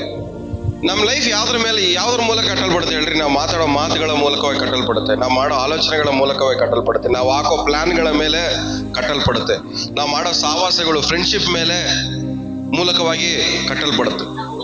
ನಾವು ಹೋಗೋ ದಾರಿಯಲ್ಲಿ ನಮ್ಮ ನಮ್ಮ ನಮ್ಮ ನೇಚರ್, ಸ್ವಭಾವದ ಮೇಲೆ ಆಧಾರ ಪಟ್ಟಿರುತ್ತೆ. ಇವೆಲ್ಲನೂ ಕಂಪೈಲ್ಡ್ ಆಗಿ ಒಟ್ಟಿಗೆ ಸೇರ್ಕೊಂಡಾಗ ಮಾತ್ರ ನಮ್ಮ ಜೀವನ ಏನಾಗುತ್ತೆ, ಕಟ್ಟಲ್ಪಡೋದು. ಇದರೆಲ್ಲ ಎಲ್ಲನೂ ಒಂದೊಂದು ರೀಸನ್. ಸೊ ಇವಾಗ ನೀವು ಮಾತಾಡ್ಬೇಕಾದ್ರೆ ತುಂಬಾ ಕೇರ್ಫುಲ್ ಆಗಿ ಮಾತಾಡ್ಬೇಕು. ಯಾಕಂದ್ರೆ ನಿಮ್ಮ ಮಾತುಗಳ ಮೂಲಕವಾಗಿ ನಿಮ್ಮ ಜೀವನ ಕಟ್ಟಲ್ಪಡುತ್ತೆ. ನಿಮ್ಮ ಮಾತುಗಳ ಮೂಲಕವಾಗಿ ಏನಾಗುತ್ತೆ, ಜೀವನ ಕಟ್ಟಲ್ಪಡುತ್ತೆ. ನೀವು ಯೋಚನೆ ಮಾಡ್ಬೇಕಾದ್ರೆ ಇನ್ಮೇಲೆ ಏನ್ ಮಾಡ್ಬೇಕು ಹೇಳ್ರಿ, ಕೇರ್ಫುಲ್ ಆಗಿ ಯೋಚನೆ ಮಾಡ್ಬೇಕು. ಯಾಕಂದ್ರೆ ನೀವು ಮಾಡೋ ಯೋಚನೆಗಳ ಮೂಲಕವಾಗಿ ನಿಮ್ಮ ಜೀವನ ಕಟ್ಟಲ್ಪಡುತ್ತೆ. ನೀವು ಮಾಡೋ ಪ್ಲಾನ್ಗಳಲ್ಲಿ ಕೇರ್ಫುಲ್ ಆಗಿರ್ಬೇಕು. ಯಾಕಂದ್ರೆ ನೀವು ಮಾಡೋ ಪ್ಲಾನ್ಗಳಲ್ಲಿ ಮೂಲಕವಾಗಿ ನೀವೇನ್ ಮಾಡ್ತೀರಾ, ನಿಮ್ಮ ಜೀವನವನ್ನ ಕಟ್ಕೊಂತೀರ. ಎಷ್ಟೋ ಸರಿ ನಾವು ಈ ತರ ಯೋಚನೆ ಮಾಡಿರಲ್ಲ, ನಾನು ಅವತ್ತು ಪ್ಲಾನ್ ಮಾಡಿದೆ, ಅದು ಫೇಲ್ ಆಗೋಯ್ತು, ಪ್ಲಾನ್ ಪ್ರಕಾರ ನಡೀಲಿಲ್ಲ. ಇನ್ನೊಂದು ಸ್ವಲ್ಪ ಕೇರ್ಫುಲ್ ಆಗಿ ಪ್ಲಾನ್ ಮಾಡ್ಬೇಕಾಯ್ತು. ನಮಗೆ ಯಾವಾಗ ಕೇರ್ಫುಲ್ ಆಗಿ ಪ್ಲಾನ್ ಮಾಡ್ತಾ ಇದೀವಿ ಅಂತ ಗೊತ್ತಾಗೋದು, ಫೇಲ್ ಆದಾಗ ಮಾತ್ರನೇ, ಲಾಸ್ ಆದಾಗ ಮಾತ್ರ, ಅದನ್ನ ಫಲ ಸಿಕ್ಕಿಲ್ಲ ಅಂದಾಗ ಮಾತ್ರನೇ ನಾವೇನ್ ಮಾಡೋದು, ಅವಾಗ ಯೋಚನೆ ಮಾಡ್ತೀವಿ. ಕೇರ್ಫುಲ್ ಆಗಿ ಪ್ಲಾನ್ ಮಾಡ್ಬೇಕಾಗಿತ್ತು. ಸಹವಾಸ, ಒಬ್ಬರ ಜೊತೆ ಸಹವಾಸ ಮಾಡ್ಬೇಕಾದ್ರೆ, ಸಹವಾಸ ಮಾಡಿ ಅದು ನಷ್ಟ ಹೋದ್ರೆ ನಾವೇನು ಯೋಚನೆ ಮಾಡ್ತೀವಿ, ಕೇರ್ಫುಲ್ ಆಗಿ ಹುಷಾರಾಗಿದ್ದು ಸಹವಾಸ ಮಾಡ್ಬೇಕಾಯ್ತು. ಕಣ್ಣು ಮುಚ್ಕೊಂಡು ನಂಬಿಟ್ಟೆ. ನಿಮ್ಮನ್ನ ಯಾರು ಹೇಳಿದ್ ಕಣ್ಣು ಮುಚ್ಕೊಂಡು ನಂಬು ಅಂತ? ದೇವ್ರ ವಾಕ್ಯ ಏನ್ ಹೇಳುತ್ತೆ, ಕೇರ್ಫುಲ್ ಆಗಿ ಎಚ್ಚರಿಕೆಯಾಗಿಂದ ನೀವು ಕಟ್ಕೊಬೇಕು ನಿಮ್ ಜೀವನ ಅಂತ. ಸೊ ಒಬ್ಬರ ಜೊತೆ ಸಹವಾಸ ಮಾಡ್ಬೇಕಾದ್ರೆ, ಫ್ರೆಂಡ್ಶಿಪ್ ಮಾಡ್ಬೇಕಾದ್ರೆ ನೀವೇನ ಹೆಂಗ್ ಫ್ರೆಂಡ್ಶಿಪ್ ಮಾಡ್ಬೇಕು ಹೇಳ್ರಿ, ಎಚ್ಚರಿಕೆಯಿಂದ ಕೇರ್ಫುಲ್ ಆಗಿ ಫ್ರೆಂಡ್ಶಿಪ್ ಮಾಡ್ಬೇಕು. ಯಾಕಂದ್ರೆ ನೀವು ಮಾಡೋ ಫ್ರೆಂಡ್ಶಿಪ್ ನಿಮ್ಮ ಜೀವನವನ್ನ ಕಟ್ಟಬೇಕಾ ಉಳಿಸ್ಬೇಕಾ ಅನ್ನೋದು ಡಿಸೈಡ್ ಮಾಡುತ್ತೆ. ಯಾಕಂದ್ರೆ ಯಾವ್ದ್ರ ಮೂಲಕ ನೀವು ಕಟ್ಕೊಂತ ಇದ್ದೀರಾ, ಅದು ನಿಮಗೆ ಸಂಬಳ ಕೊಡ್ಬೇಕಾ ಕೊಡಬಾರ್ದಾ ಅನ್ನೋದು ಡಿಸೈಡ್ ಮಾಡುತ್ತೆ. ಅದು ನಿಮಗೆ ಪ್ರತಿಫಲ ಕೊಡ್ಬೇಕಾ ಕೊಡಬಾರ್ದಾ ಅನ್ನೋದು ಡಿಸೈಡ್ ಮಾಡುತ್ತೆ. ಇನ್ನೊಂದ್ ಕಡೆ ಯೇಸುಸ್ವಾಮಿ ಒಂದು ಸಾಮ್ಯತೆ ಹೇಳ್ತಾರೆ ನೋಡ್ರಿ. ದ್ರಾಕ್ಷಿ ತೋಟದಲ್ಲಿ ಎಲ್ಲಾರು ಕೆಲ್ಸಕ್ಕೆ ಬರ್ತಾ ಇರ್ತಾರೆ. ಬೆಳಗ್ಗೆ ಬರ್ತಾರೆ ಒಬ್ರು, ಅವ್ರಿಗೆ ಒಂದು ಸಂಬಳ ಕೊಡ್ತಾರೆ, ₹1 ತಗ ಅಂತ. ಮಧ್ಯಾಹ್ನ ಒಬ್ಬ ಬರ್ತಾನೆ, ಅವನಿಗೂ ₹1 ಕೊಡ್ತಾರೆ ಸಂಬಳ. ಸಂಜೆ ಬರ್ತಾನೆ ಒಬ್ಬ, ನಾನು ಕೆಲಸ ಮಾಡ್ತೀನಿ ದೇವ್ರೆ, ಅವನಿಗೂ ₹1 ಕೊಡ್ರಿ. ಬೆಳಗ್ಗೆ ಬಂದಿರೋನ್ ಬಂದು ಕೇಳ್ತಾನೆ, ಬೆಳಗ್ಗೆಯಿಂದ ಮಾಡಿದೀವಿ, ಅವನಿಗೂ ಅದೇ ಸಂಬಳ, ನನಗೂ ಅದೇ ಸಂಬಳ. ಅವಾಗ ಓನರ್ ಏನ್ ಹೇಳ್ತಾರೆ ಹೇಳ್ರಿ,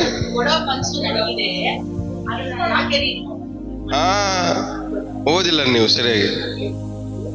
ನೀನು ಕೇಳಿದ್ದನ್ನ ನಿನಗೆ ಕೊಟ್ಟಿದ್ದೀನಿ, ಬೇರೆಯವ್ರಿಗೆ ಕೊಟ್ಟಿದ್ದನ್ನ ಕೇಳೋ ಅಂತ ಅಧಿಕಾರ ನೀನು ಇಲ್ಲ. ನೀನು ಎಷ್ಟು ಕೇಳ್ದೆ ಅಷ್ಟು ಕೊಟ್ಟಿದ್ದೀನಿ. ನಮ್ಮ ಪ್ರಾಬ್ಲಮ್ ಇದೆ ಅಲ್ಲ. ಒಬ್ರು ಚೆನ್ನಾಗಿ ಆಗ್ತಾ ಇದಾರೆ ಅಂದ್ರೆ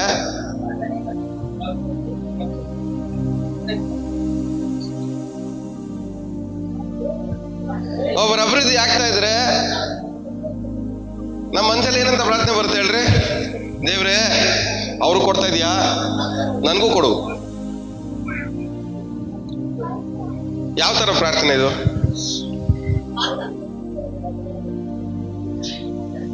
ನಿಮ್ ಜೊತೆ ದೇವ್ರೇನ್ ಅಗ್ರಿಮೆಂಟ್ ಮಾಡ್ಕೊಂಡಿದ್ದಾರೆ, ಅದನ್ನ ನಿಮಗೇನ್ ಫಿಕ್ಸ್ ಮಾಡಿದ್ದಾರೆ ಅದನ್ನ ನಿಮಗೆ ಕೊಡ್ತಾರೆ. ಅವ್ರಿಗೇನ್ ಫಿಕ್ಸ್ ಮಾಡಿದ್ದಾರೆ ದೇವರು, ಅವ್ರಿಗೆ ಅದು ಕೊಡ್ತಾ ಇದ್ದಾರೆ.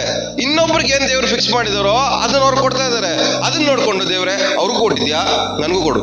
ತುಂಬಾ ಜನ ಹಿಂಗೆ ನೀವು ಸಾಲದಲ್ಲಿ ಸಿಗಾಕೊಂಡಿರೋದು. ಅವ್ರ ಮನೇಲಿ ಫ್ರಿಜ್ ಐತೆ, ನಮ್ಮ ಮನೇಲಿ ಫ್ರಿಜ್ ಇರ್ಬೇಕು. ಅವ್ರ ಮನೇಲಿ ಇದೆ ಐತೆ, ನಮ್ಮ ಮನೇಲಿ ಅದೇ ಇರ್ಬೇಕು. ಅವ್ರ ಮನೇಲಿ ಹಂಗೈತೆ, ನಮ್ಮ ಮನೇಲಿ ಹಿಂಗೆ ಇರ್ಬೇಕು. ಅವ್ರ ಮನೇಲಿ ಆ ತರ ಐತೆ, ನಮ್ಮ ಮನೇಲಿ ಈ ತರ ಇರ್ಬೇಕು ಅಂತ ನೋಡ್ಕೊಂಡು ನಡ್ಕೊಂಡೆ ಸಾಲ ಜಾಸ್ತಿ ಮಾಡ್ಕೊಂಡಿರ್ತೀವಿ. ಈ ಆಸೆಗಳು ಎಲ್ಲ ನೋಡ್ಕೊಂಡು ಏನಾಗುತ್ತೆ, ದೇವ್ರೆ ಅವ್ರು ಹಂಗಿದ್ದಾರೆ ನಾವು ಹಂಗೆ ಇರ್ಬೇಕಂತ ಏನ್ ಮಾಡ್ಕೊಂತೀವಿ, ನಾವು ಮಾಡಕ್ ಹೋಗ್ತೀವಿ. ಮಾಡ್ಬಿಟ್ಟು ದೇವ್ರು ಮಾಡಿದ್ದಂತೀವಿ. ದೇವ್ರು ಮಾಡಿದ್ದಲ್ಲ, ನಿಮ್ಮ ಆಲೋಚನೆಗಳು ಮಾಡಿರೋದು ಅದು. ಬೇರೆಯವ್ರು ಕಂಪೇರ್ ಮಾಡಿ ಅವ್ರು ಹಂಗಿದಾರೆ ನಾವ್ ಹಿಂಗೆ ಇರ್ಬೇಕಂತ ನಾವು ಪ್ರಯತ್ನ ಪಟ್ಟು ಬದುಕಕ್ಕೆ ಸ್ಟಾರ್ಟ್ ಮಾಡಿದ್ರೆ ಅದ್ರಲ್ಲಿ ದೇವ್ರಿಲ್ಲ, ನಾವು ಮಾತ್ರ ಇರೋದು.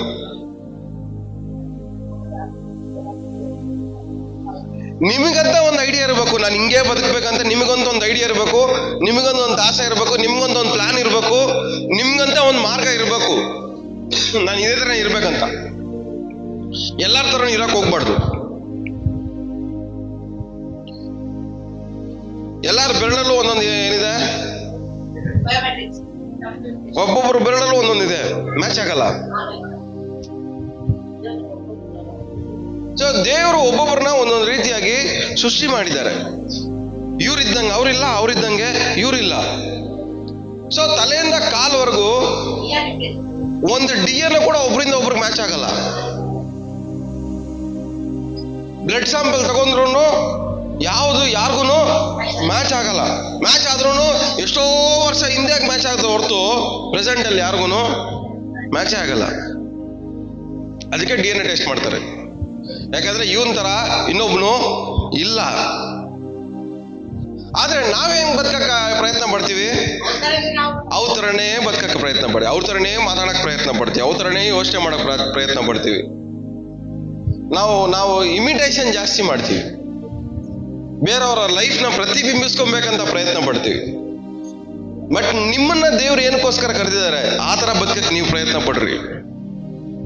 ಇವತ್ತು ನಮ್ಮ ಪ್ರಯತ್ನ, ನಮ್ಮ ಪ್ರಯಾಸ ಎಲ್ಲ ಏನಾಗಿರ್ಬೇಕು ಹೇಳ್ರಿ?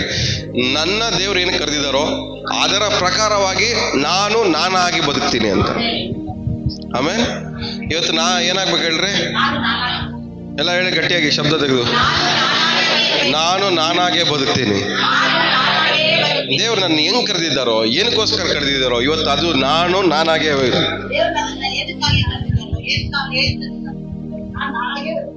ಆಮೇಲೆ ಸೊ ಇವತ್ತು ನೀವು ಬೇರೆಯವ್ರ ತರ ಬದುಕಕ್ಕೆ ಪ್ರಯತ್ನ ಮಾಡ್ಬೇಡ್ರಿ.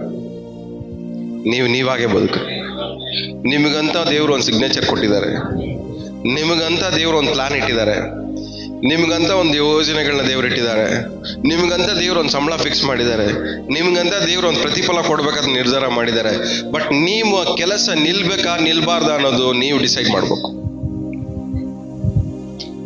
ಕೆಲವೊಬ್ರು ಮಾತುಗಳು ಮಾತಾಡ್ತಾರಲ್ಲ, ಮಾತು ಬದಲಾಯಿಸ್ತಾ ಇರ್ತಾರೆ. ಅವ್ರನ್ನ ಏನಂತ ಕರಿತೀರ ನೀವು? ಊಸುರುವಳ್ಳಿ. ಯಾರ ನಿಮ್ ಮನೇಲಿ ಏನಾದ್ರು ಪ್ರಾಬ್ಲಮ್ ಆದ್ರೆ ದೊಡ್ಡವ್ರನ್ನ ಏನಕ್ಕೆ ಕರ್ಕೊಂಡು ಹೋಗ್ತೀರಾ? ಅವ್ರ ಮಾತಿಗೆ ತೂಕ ಇರುತ್ತೆ. ಅವ್ರ ಮಾತಿಗೆ ಏನಿರುತ್ತೆ? ತೂಕ. ಏನಕ್ಕೆ ತೂಕ ಇರುತ್ತೆ ಅವ್ರ ಮಾತಿಗೆ ಹೇಳ್ರಿ? ಏನಕ್ಕಂತೀವ ಅವ್ರ ಮಾತಿಗೆ ತೂಕ ಇರುತ್ತೆ ಅಂತ? ಅವ್ರು ಇವತ್ತು ಮಾತಾಡಿದ್ದನ್ನ ನಾಳೆ ಕರ್ಸ್ಬಿಟ್ಟು ಅದು ಕೇಳಿದ್ರು ಅದನ್ನೇ ಮಾತಾಡ್ತಾರೆ, ಚೇಂಜ್ ಮಾಡಕ್ ಹೋಗಲ್ಲ. ಅದಕ್ಕೆ ಅವ್ರ ಮಾತಿಗೆ ಏನಿದೆ? ತೂಕ ಇದೆ. ತೂಕ ಏನಿದೆ? ಅವ್ರನ್ನ ಬಂದು ಸಾಕ್ಷಿ ನಿಲ್ಲಿಸ್ಕೊಂಡು ನಾವು ಮಾತಾಡಿದ್ರೆ 1 ವರ್ಷ ಬಿಟ್ಕೊಂಡು ಅವ್ರನ್ನ ಮತ್ತೆ ಸಾಕ್ಷಿಗೋಸ್ಕರ ಕರೆದ್ರೆ ಅವ್ರು ಅದೇ ಮಾತಾಡ್ತಾರೆ. ಅಷ್ಟು ತೂಕ ಇದೆ ಅವ್ರ ಬಾಯಿ ಮಾತಿಗೆ ಅಂತೇಳಿ ನಾವೇನ್ ಮಾಡ್ತೀವಿ? ಕರ್ಕೊಂಬಂದು ಕೂರ್ಸಿ. ಇವತ್ತು ನಿಮ್ಮನ್ನ ನಂಬ್ಕೊಂಡು ನಾವು ಯಾರು ಕುಣಿಸ್ಕೊಳೋಣ? ಕೇಳ್ರಿ ಪಕ್ಕದಲ್ಲಿರೋರಿಗೆ, ನಿಮ್ಮನ್ನ ನಂಬ್ಕೊಂಡು ನಾನು ಕುಣಿಸ್ಕೊಂಡ್ರೆ ನನ್ನ ಕತೆ ಏನಾಗ್ಬೇಕು, ನನ್ನ ಗತಿ ಏನಾಗ್ಬೇಕು ಅಂತ.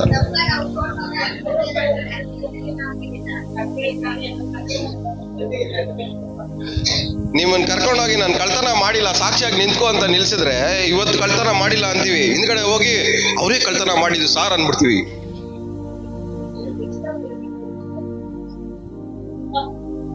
ಸೊ ಈ ಊಸರವಳ್ಳಿ ತರ ಮಾತಿಗೆ ತೂಕ ಇಲ್ಲದೆ ಇರುವಂತ ವ್ಯಕ್ತಿಗಳನ್ನ ಹಿಡ್ಕೊಂಡು ನಿಮ್ಮ ಜೀವನ ಕಟ್ಕೊಳಕ್ ಪ್ರಯತ್ನ ಪಟ್ರೆ ನಿಮ್ ಜೀವನದ ಕತೆ ಏನಾಗ್ಬೇಕು? ನಿಮ್ ಜೀವನದ ಗತಿ ಏನಾಗ್ಬೇಕು? ನಿಮ್ ಸುತ್ತಲೂ ಇರೋ ಜನರ ಮಾತುಗಳಿಗೆ ತೂಕ ಇದೆಯಾ? ಅವ್ರು ಮಾಡೋ ಆಲೋಚನೆಗಳಿಗೆ ತೂಕ ಇದೆಯಾ? ಯಾವುದು ನಿಂತ್ಕೊಳ್ಳಲ್ಲ. ನಮ್ ಸುತ್ತಲೂ ನಾವು ಸಹವಾಸ ಮಾಡ್ತಿರುವಂತ ಫ್ರೆಂಡ್ಶಿಪ್ಸ್, ರಿಲೇಶನ್ಶಿಪ್ಸ್ ಏನಿದೆ, ಆ ರಿಲೇಶನ್ಶಿಪ್ಗಳ ಮಾತುಗಳಿಗೆ ಏನಿಲ್ಲ, ತೂಕ ಇಲ್ಲ. ಅವ್ರು ಮಾಡೋ ಯೋಚನೆಗಳಿಗೆ ತೂಕ ಇಲ್ಲ. ಅವ್ರು ಇವತ್ತು ಏನ್ ಮಾತಾಡ್ತಾರೆ, ನಾಳೆ ಏನ್ ಮಾತಾಡಕ್ ಹೋಗ್ತಾರೆ ಅವ್ರಿಗೆ ಗೊತ್ತಿಲ್ಲ. ಅಂತ ಸಹವಾಸಗಳನ್ನ ಇಟ್ಕೊಂಡು ನಮ್ ಜೀವನ ಕಟ್ಕೊಳಕ್ ಪ್ರಯತ್ನ ಪಟ್ರೆ ನಿಮ್ ಜೀವನ ನಿಜವಾಗ್ಲೂ ಕಟ್ಟಲ್ಪಡ್ತಾ?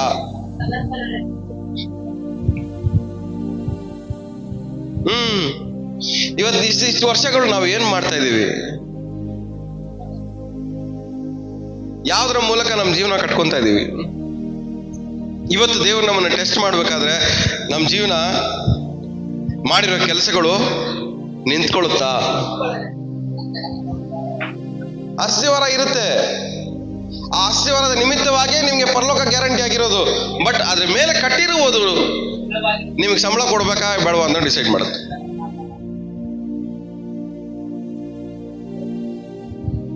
ಸೊ ಅದೆಲ್ಲ ಯಾವ್ದ್ರ ಮೇಲೆ ಆಧಾರ ಪಟ್ಟಿದ್ದು? ವಾಕ್ಯವನ್ನ ಅನುಸರಿಸಿ ನಡೆದ್ರ ಮೇಲೆ. ಎಲ್ಲ ನಿಮಗೆ ನೀವೇ ಕೇಳ್ಕೊಳ್ಳಿ. ನಾನು ವಾಕ್ಯವನ್ನು ಅನುಸರಿಸಿ ನಡೀತಾ ಇದ್ದೀನಾ? ಸಂಬಳ ತಗೊಳಕ್ಕೆ ಯೋಗ್ಯನಾಗಿದ್ದೀನಾ?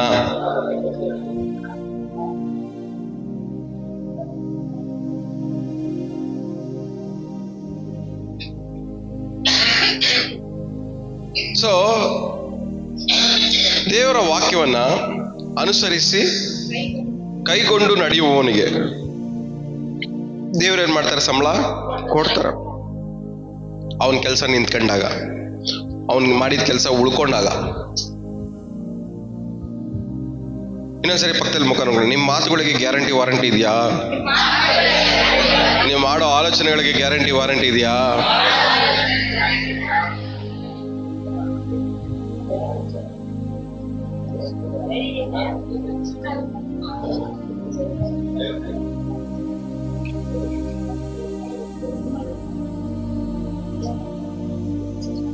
ಯಾರ ಮಾತನ್ನು ನಾವು ನಂಬುವಂತ ಸ್ಟೇಜ್ ಅಲ್ಲಿ ಇಲ್ಲ. ಯಾಕಂದ್ರೆ ನಮ್ಮ ಮಾತುಗಳಿಗೆ ತೂಕ ಇಲ್ಲ.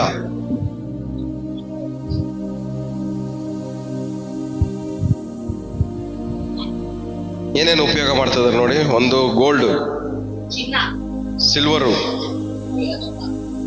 ಆಮೇಲೆ ಪ್ರೆಷಿಯಸ್ ಸ್ಟೋನ್ಸ್, ರತ್ನಗಳು, ವುಡ್ಡು, ಹುಲ್ಲು, ಒಂದು ಸ್ಟ್ರಾ. ಸೊ ಇದೆಲ್ಲ ಏನ್ ಮಾಡುತ್ತೆ? ಪಕ್ಕದಲ್ಲಿರೋ ಮುಖ ನೋಡ್ಕೊಂಡು ಕೇಳ್ರಿ. ಈ ಲಿಸ್ಟ್ ಅಲ್ಲಿ ನನ್ನ ಮಾತುಗಳು ಯಾವ್ದು ಇರ್ಬೋದು ಅಂತ ನೀವು ಕಂಡುಹಿಡಿತೀರಾ? ಹೋಲಿಕೆ ಮಾಡ್ತೀರಾ ಅಂತ ಕೇಳ್ರಿ. ಈ ಲಿಸ್ಟ್ ಅಲ್ಲಿ ನನ್ನ ಮಾತುಗಳು ಯಾವ್ದಕ್ಕೆ ಹೋಲಿಕೆ ಮಾಡ್ತೀರಾ ನೀವು?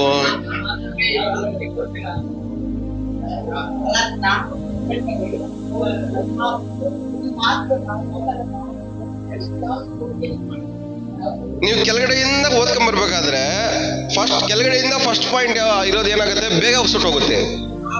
ಎರಡನೇದು ಸ್ವಲ್ಪ ಸ್ಲೋ ಸುಡುತ್ತೆ ಅಷ್ಟೇ. ಮೂರನೇದು ಉಡ್ಡು ಉರಿಯುತ್ತೆ, ಸ್ವಲ್ಪ ಲೇಟಾಗಿ ಉರಿಯುತ್ತೆ. ಸೊ ನಿಮ್ಮ ಮಾತುಗಳು ಯಾವುದಕ್ಕೆ ಹೋಲಿಕೆ ಆಗಿದೆ?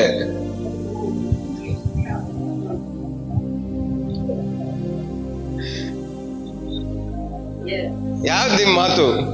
ಬೇಗ ಸುಟ್ಟೋಗೋದಾ? ಇಲ್ಲ ಸ್ಲೋ ಆಗಿ ಸುಡೋದಾ? ಇಲ್ಲ ಸ್ಲೋ ಆಗಿ ಸುಡೋದಾ? ಸುಡೋದೇ ಇಲ್ಲ ಅಂತ ಮಾತ್ರ ನಾವು ಹೇಳಕ್ಕಾಗಲ್ಲ. ನಮ್ಮ ಮಾತುಗಳು ಸುಡುತ್ತೆ ಅಂದ್ರೆ ನೀವು ಮಾಡೋ ಆಲೋಚನೆಗಳು ದೇವ್ರು ಟೆಸ್ಟ್ ಮಾಡಿದಾಗ ಅದು ಸ್ಲೋ ಆಗಿ ಸುಡುತ್ತಾ, ಫಾಸ್ಟ್ ಆಗಿ ಸುಡುತ್ತಾ?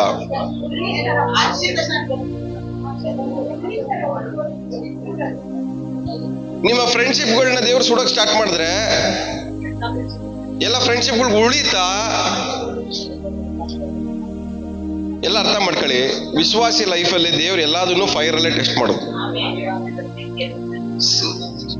ಸೀಸನ್ ಒಂದ್ಸರಿ ದೇವ್ರು ಏನ್ ಮಾಡ್ತಾರೆ? ನಿಮ್ ಫ್ರೆಂಡ್ಶಿಪ್ಗಳನ್ನ ಟೆಸ್ಟ್ ಮಾಡ್ತಾರೆ. ಅವಾಗ ಕೆಲವೊಬ್ರು ನಿಮ್ಮನ್ನ ಬಿಟ್ಟು ಹೋಗ್ತಾರೆ. ಏನಕ್ಕೆ ಬಿಟ್ಟು ಹೋಗ್ತಾರೆ ಹೇಳ್ರಿ? ದೇವ್ರು ಏನ್ ಮಾಡ್ತಾರೆ? ಫೈರ್, ಬೆಂಕಿ ಹಾಕ್ತಾರೆ. ಯಾವ ಫ್ರೆಂಡ್ಶಿಪ್ ನಿಂತ್ಕೊಂಬಾರ್ದಂತ ಫೈರ್ ಡಿಸೈಡ್ ಮಾಡುತ್ತೆ. ಆ ಸಮಸ್ಯೆ ಜಾಸ್ತಿ ಆದಾಗ ಏನ್ ಮಾಡ್ತಾರೆ? ಸುಟ್ಟೋಗವ್ರು ಎಗರು ಹೋಗ್ಬಿಡ್ತಾರೆ. ಸುಟ್ಟೋಗವರೆಲ್ಲ ಏನಾಗ್ತಾರೆ? ಕಣ್ಣು ಕಾಣ್ದಿರಂಗೆ ನಿಮ್ ಮತ್ತೆ ಅವ್ರ ಜೊತೆ ಹೋಗಿ ಪ್ಯಾಚ್ ಅಪ್ ಮಾಡ್ಬಿಡ್ರಿ. ಸುಟ್ಟೋಗೋ ವಸ್ತುಗಳನ್ನ ಮತ್ತೆ ಮನೆಗೆ ಸೇರ್ಸ್ಕೋಬಾರ್ದು. ಸುಟ್ಟೋಗೋ ಮನುಷ್ಯರನ್ನ ಮತ್ತೆ ಹತ್ರಕ್ಕೆ ಸೇರಿಸಬಾರ್ದು. ಎಷ್ಟು ಸರಿ ನಾವು ಈ ತರ ತಪ್ಪು ಮಾಡಿರ್ತೀವಿ? Second chance, third chance, fourth chance. ಗೊತ್ತು ಅದು ಸುಟ್ಟೋಗತ್ತೆ, ನಿಂತ್ಕೊಳ್ಳಲ್ಲ. ಆದ್ರೂ ನಾವೇನ್ ಮಾಡ್ತೀವಿ? ಚಾನ್ಸ್ ತಗೋತೀವಿ.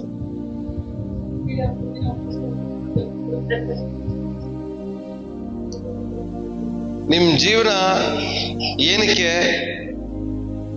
ಸ್ಟ್ರಾಂಗ್ ಆಗಿ ಕಟ್ಟಲ್ಪಡ್ತಾ ಇಲ್ಲ ಅನ್ನೋದಕ್ಕೆ ಇದೇ ಕಾರಣ. ಯಾಕಂದ್ರೆ ನೀವು ಉಪಯೋಗ ಮಾಡ್ತಿರೋದೆಲ್ಲ ಬೇಗ ಸುಟ್ಟೋಗುವಂಥದ್ದು. ನೀವು ಮಾಡ್ತಿರೋ ಆಲೋಚನೆಗಳು ಬೇಗ ಸುಟ್ಟೋಗುವಂಥದ್ದು. ನೀವು ಮಾತಾಡೋ ಮಾತುಗಳು ಬೇಗ ಸುಟ್ಟೋಗುವಂಥದ್ದು. ನೀವು ಮಾಡ್ತಿರೋ ಐಡಿಯಾಗಳು, ಪ್ಲಾನ್ಗಳೆಲ್ಲ ಬೇಗ ಸುಟ್ಟೋಗುವಂಥವು. ನೀವು ಮಾಡ್ತಾರೋ ಸಹವಾಸಗಳೆಲ್ಲ ಬೇಗ ಸುಟ್ಟೋಗುವಂಥವು. ಅದು ನಿಮ್ಮ ಜೀವನವನ್ನ ಕಟ್ಟುವಂಥವುಗಳು ಅಲ್ಲ.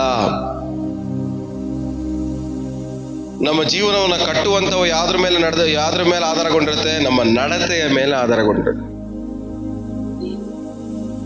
ಸುಳ್ಳು ಹೇಳೋನು ಸಕ್ಸಸ್ಫುಲ್ ಬಿಸ್ನೆಸ್ ಮ್ಯಾನ್ ಆಗ್ತಾನೆ, ಆದ್ರೆ ಸತ್ಯ ಹೇಳೋನು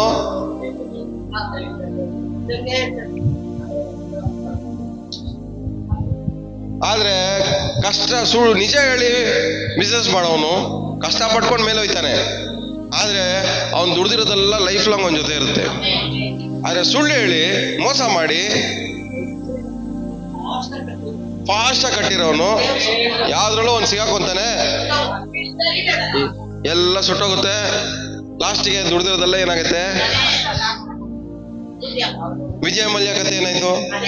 ಫಾಸ್ಟ್ ಆಗಿ 1,000 ಕೋಟಿ ತಗೊಂಡ್ಬಿಟ್ಟ, ಲಾಸ್ಟಿಗೆ ಎಲ್ಲ ಸುಟ್ಟೋಯ್ತು.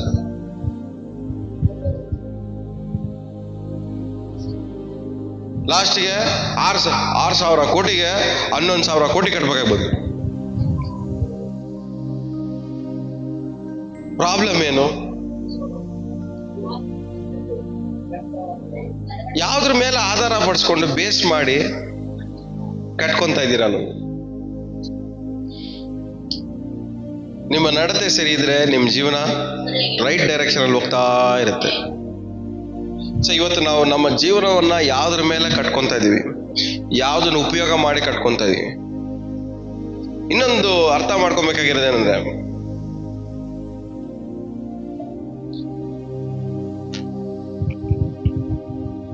ಯಾರೆಲ್ಲ ಕಣ್ಣೀರು ಹಾಕಿದ್ರು ಬೈಬಲಲ್ಲಿ, ದೇವ್ರವರ ಕಣ್ಣೀರು ಒರೆಸಿದ್ರು ಅಲ್ವಾ? ಏನು ಕಣ್ಣೀರು ಒರೆಸಿದ್ರು? ಯಾಕಂದ್ರೆ ಅವ್ರ ಕಣ್ಣೀರಿಂದ ಅವ್ರ ಜೀವನ ಕಟ್ಕೋಬಾರ್ದು ಅಂತ. ಆಗ ಅವಳು ಹೋಗಿ ಅಳ್ತಾ ಇದ್ಲು. ದೇವ್ರ ಏನ್ ಮಾಡಿದ್ರು? ಕಣ್ಣೀರು ಒರೆಸಿದ್ರು. ಕಣ್ಣೀರು ಒರೆಸಿ ಮತ್ತೆ ಮನೆಗೆ ಹೋಗು ಅಂದ್ರು. ಏನು ಕಣ್ಣೀರು ಒರೆಸಿದ್ರು? ಯಾರ ಲೈಫನ್ನು ದೇವರು ಕಣ್ಣೀರಿಂದ ಕಟ್ಕೋಬಾರ್ದು ಅಂತ ಅನ್ನಲು ಅಳ್ತಾ ಇದ್ಲು. ದೇವ್ರೇ ಮಗು ಇಲ್ಲ. ದೇವ್ರ ಏನ್ ಮಾಡಿದ್ರು? ಕಣ್ಣೀರು ಓಡಿಸಿ ಮಗುವನ್ನ ಕೊಟ್ರು. ದೇವ್ರು ಏನು ಕಣ್ಣೀರು ಓಡಿಸ್ತಾರೆ? ಕಣ್ಣೀರಿಂದ ಅವ್ರ ಜೀವನ ಕಟ್ಟಲ್ಪಡಬಾರ್ದು. ವೇದನೆಯಿಂದ, ನೋವಿಂದ, ಬಾಧೆಗಳಿಂದ ಅವ್ರ ಜೀವನ ಏನಾಗಬಾರ್ದು? ಕಟ್ಟಲ್ಪಡಬಾರ್ದು. ಅದಕ್ಕೆ ಬದಲಾಗಿ ನಮ್ಮ ಜೀವನ ಯಾವ್ದ್ರಿಂದ ಕಟ್ಟಲ್ಪಡ್ಬೇಕು?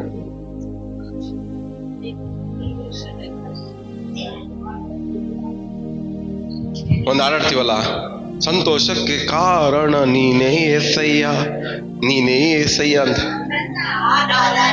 ಪಕ್ಕದ ಮಗ ನೋಡು, ನಿನ್ನ ಕಣ್ಣೀರಿಗೆ ಕಾರಣ ಯಾರು ಅಪ್ಪ? ನೀನು ಮೋದಿ ಊಸ್ಕೊಳ್ಳಕ್ಕೆ ಕಾರಣ ಯಾರು? ನೀನ್ ಬಾಧೆ ಪಡಕ್ಕೆ ಕಾರಣ ಯಾರು?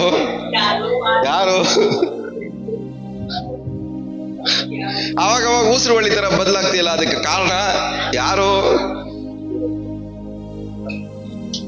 ಇಷ್ಟ ಬಂದಿದ್ದೆಲ್ಲ ಮಾಡ್ತೀಯಲ್ಲ, ಅದಕ್ಕೆ ಕಾರಣ ಯಾರು?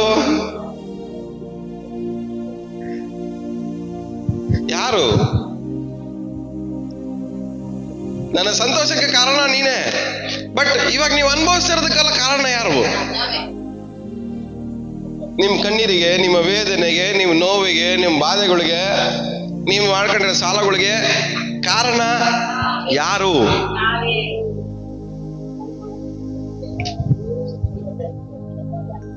ಸಂತೋಷಕ್ಕೆ ಕಾರಣ ದೇವರು, ಸಮಾಧಾನಕ್ಕೆ ಕಾರಣ ದೇವರು, ನೆಮ್ಮದಿಗೆ ಕಾರಣ ದೇವರು, ಆರೋಗ್ಯಕ್ಕೆ ಕಾರಣ ದೇವರು, ಅಭಿವೃದ್ಧಿಗೆ ಕಾರಣ ದೇವರು, ಎಲ್ಲ ಒಳ್ಳೇದಕ್ಕೂ ಕಾರಣನಾಗಿರುವ ಆತನು ದೇವರು. ಆದ್ರೆ ಎಲ್ಲ ಒಳ್ಳೇದಕ್ಕೂ ಕಾರಣವಾಗಿರುವ ದೇವರ ಒಂದು ಕ್ರಿಯೆಗಳು ನಮ್ಮಲ್ಲಿ ಕಾಣಲ್ತಾರೆ. ಅದ್ರ ಬದಲಾಗಿ ಏನ್ ಕಾಣಿಸ್ತದೆ? ಹಾಡು ಮಾತ್ರ ಚೆನ್ನಾಗಿ ಆಡ್ತೀರ.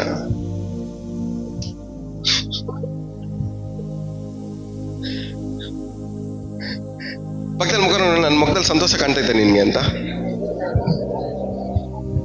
ಯಾಕೆ ಹೋಗ್ತದೆ ಬೈಬಲ್? ಮತ್ತೆ ಯಾಕೆ ಬಂದಿದೆ ಚರ್ಚ್ಗೆ?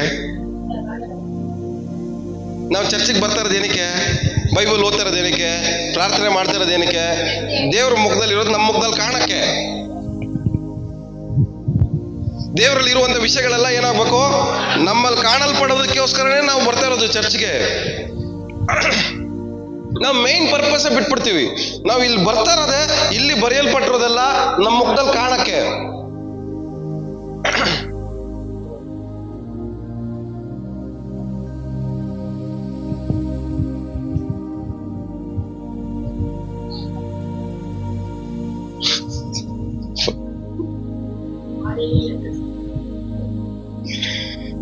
ಅಯ್ಯೋ ರೀ,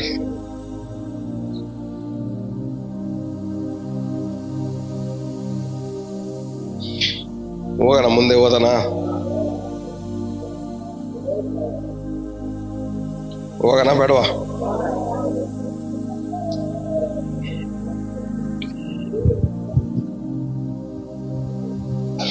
ಒಂದು ಯೋಹನ 4ನೇ ಅಧ್ಯಾಯ 17ನೇ ವಾಕ್ಯ. ನ್ಯಾಯ ತೀರ್ಪಿನ ದಿನದಲ್ಲಿ ನಮಗಿರುವ ಧೈರ್ಯದಲ್ಲಿಯೇ ಆತನ ಪ್ರೀತಿಯು ನಮ್ಮೊಳಗೆ ಸ್ಥಿತಿಗೆ ಬಂತು. ಸಾಕು. ಏನಂತ? ನ್ಯಾಯ ತೀರ್ಪಿನ ದಿನದಲ್ಲಿ ನಮಗಿರುವ ಧೈರ್ಯದಲ್ಲಿಯೇ ಆತನ ಪ್ರೀತಿಯು ನಮ್ಮೊಳಗೆ ಸ್ಥಿತಿಗೆ ಬಂತು. ಇವತ್ತು ಧೈರ್ಯ ಏನು? ನ್ಯಾಯ ತೀರ್ಪಿನ ದಿನದಲ್ಲಿ ದೇವ್ರ ಮುಂದ್ಗಡೆ ನಿಂತ್ಕೊಳ್ಳುವಂತ ಧೈರ್ಯ. ದೇವ್ರ ಮುಂದ್ಗಡೆ ನಿಂತ್ಕೊಳ್ಳುವಂತ ಧೈರ್ಯ ಅಂದ್ರೆ ನಾನು ಕರೆಕ್ಟ್ ಆಗಿದ್ದೀನಿ ಅನ್ನುವಂಥ ಧೈರ್ಯ, ನಾನು ಕರೆಕ್ಟಾಗಿ ಮಾತಾಡ್ತಾ ಇದ್ದೀನಿ ಅಂತ ಒಂದು ಧೈರ್ಯ, ನಾನು ಕರೆಕ್ಟಾಗಿ ಯೋಚನೆ ಮಾಡ್ತಾ ಇದ್ದೀನಿ ಅಂತ ಧೈರ್ಯ, ಕರೆಕ್ಟಾಗಿರೋ ಜಾಗಗಳಿಗೆ ಹೋಗ್ತಾ ಇದ್ದೀನಿ ಅಂತ ಒಂದು ಧೈರ್ಯ, ಕರೆಕ್ಟಾಗಿರೋ ಜೊತೆ ಸಹವಾಸ ಮಾಡ್ತಾ ಇದ್ದೀನಿ ಅಂತ. ಈ ಧೈರ್ಯದ ನಿಮಿತ್ತವಾಗಿ ನಾವು ದೇವ್ರ ಮುಂದೆ ನಿಂತ್ಕೊಳ್ಳೋದೇ ಪ್ರೀತಿ. ಯಾರಾದ್ರೂ ತಪ್ಪು ಮಾಡ್ತಾರೋ ತಲೆ ಎತ್ಕೊಂಡು ಮಾತಾಡ್ತಾರ? ಕಣ್ಣಲ್ಲಿ ಕಣ್ಣು ನೋಡಿ ಮಾತಾಡ್ತಾರ? ಯಾಕೆ? ಭಯ. ಭಯ ಎಲ್ಲಿ ಗೊತ್ತಾಗ್ಬಿಡುತ್ತೋ, ಎಲ್ಲಿ ಕಂಡು ಹಿಡಿದು ಬಿಡ್ತಾರೋ ಅನ್ನೋಂಥ ಒಂದು ಭಯ, ಎಲ್ಲಿ ಸಿಗಾಕೊಂಡ್ಬಿಡ್ತೀನೋ ಅಂತ ಒಂದು ಭಯ. ಪಕ್ಕದ ಮಗ ನನ್ನ ಕಣ್ಣು ನೋಡಿ ಅಂತ ಹೇಳ್ರಿ, ನನ್ನ ಕಣ್ಣಲ್ಲಿ ಭಯ ಕಾಣಿಸ್ತೈತೆ ನಿಮಗೆ ಅಂತ? ಎಲ್ಲಿ ಸಿಗಾಕೊಂಡ್ಬಿಡ್ತೀನೋ ಅಂತ ಭಯ ಕಾಣಿಸ್ತೈತೆ ನಿಮ್ಗೆ? ಭಯ. ಆದ್ರೆ ದೇವ್ರ ಮುಂದೆ ನಿಂತ್ಕೊಂಡಾಗ ನಮ್ಗೆ ಏನಿರ್ಬಾರ್ದು? ಆದ್ರೆ ವಿಶ್ವಾಸಿಗಳಿಗೆ ಭಯ ಜಾಸ್ತಿ. ಏನಕ್ಕೆ ಅಂದ್ರೆ ವಿಶ್ವಾಸಿಗಳಿಗೆ ಇರುವಂತ ಕ್ಯಾರೆಕ್ಟರ್, ನೇಚರ್ ಏನಂದ್ರೆ ಮುಚ್ಚಿಡುದು. ಏನು? ಬಚ್ಚಿಡೋದು, ಮುಚ್ಚಿಡೋದು. ಅದಕ್ಕೆ ವಿಶ್ವಾಸಿ ಜೀವನದಲ್ಲಿ ಭಯ ಜಾಸ್ತಿ. ವಿಶ್ವಾಸಿಗೆ ಏನಕ್ಕೆ ಭಯ ಇಟ್ಕೊಳ್ತ ಹೇಳ್ರಿ? ಮುಚ್ಚಿಡೋದ್ರಿಂದಾನೆ. ವಿಶ್ವಾಸಿ ಜೀವನದಲ್ಲಿ ಭಯ ಬರಬಾರ್ದು. ಅವ್ರ ಲೈಫಲ್ಲಿ ಭಯ ಅನ್ನೋದೇ ಇರಬಾರ್ದು. ವಿಶ್ವಾಸಿಗೆ ಭಯ ಇರಬಾರ್ದು. ಯಾಕಂದ್ರೆ ದೇವ್ರು ಕೊಟ್ಟಿರೋದು ನಮಗೆ ಭಯದ ಆತ್ಮ ಅಲ್ಲ, ಏಡಿತನದ ಆತ್ಮ ಅಲ್ಲ, ಧೈರ್ಯದ ಆತ್ಮ. ಸೊ ವಿಶ್ವಾಸಿಗೆ ಧೈರ್ಯದ ಆತ್ಮ ಇರೋ ವಿಶ್ವಾಸಿ ಜೀವನದಲ್ಲಿ ಏನಿರಬಾರ್ದು? ಭಯನೇ ಇರಬಾರ್ದು. ಆದ್ರೆ ಭಯನೇ ಇರಬಾರ್ದು ಅನ್ನೋ ವಿಶ್ವಾಸಿಗಳಿಗೆ ಏನಿದೆ ಇವಾಗ? ಭಯ. ಏನಕ್ಕೆ ಅಂದ್ರೆ ಮುಚ್ಚಿಡೋದು.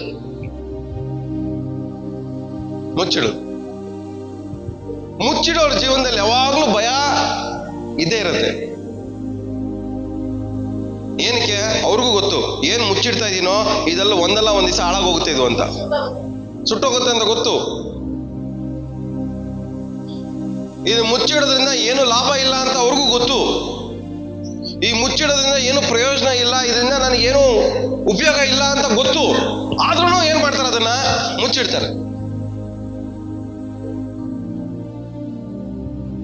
ಎಲ್ಲ ಇದ್ದೀರಾ? ಅರ್ಥ ಆಗ್ತಾ ಇದೆಯಾ? ಎಲ್ಲರೂ ಕೇಳಿಸ್ತಾ ಇದೆಯಾ? ತಲೆಗೆ ಹೋಗ್ತಾ ಇದೆಯಾ? ಹೋಗೋಣ ಮುಂದೆ. ಸೊ ಧೈರ್ಯ, ದೇವ್ರ ಮುಂದ್ಗಡೆ ನಿಂತ್ಕೊಳ್ಳುವಂತ ಧೈರ್ಯ. ಮಕ್ಳು ಏನಾದ್ರು ಮುಚ್ಚಿಕೊಂಡು ಹಿಂಗೆ ಸೈಡ್ ಹಿಂಗ್ ಗೋಡೆಲ್ ಅಂಟ್ಕೊಂಡು ಹೋದ್ರ ಅನ್ಕೊಳ್ಳಿ, ನಿಮ್ಮ ಹತ್ರ ನೀವೆಲ್ಲಿ ನಿಂತಿದ್ರೆ ಹಿಂಗ್ ಸೈಡ್ಗೆ ಹೋದ್ರ ಅನ್ಕೊಳ್ಳಿ, ನೀವೇನ್ ಅನ್ಕೊಂತೀರ ಅವಾಗ? ಏನೋ ಬಚ್ಚಿಕೊಂಡು ಏನೋ ಮಾಡ್ತಾವನೆ, ಮುಚ್ಚಿಕೊಂಡು ಏನೋ ಮಾಡ್ತಾವನೆ. ಅದೇ ತರ ನಿಮ್ ಗಂಡ ಬಚ್ಚಿಕೊಂಡು ಮನೆಗೆ ಬಂದ್ರೆ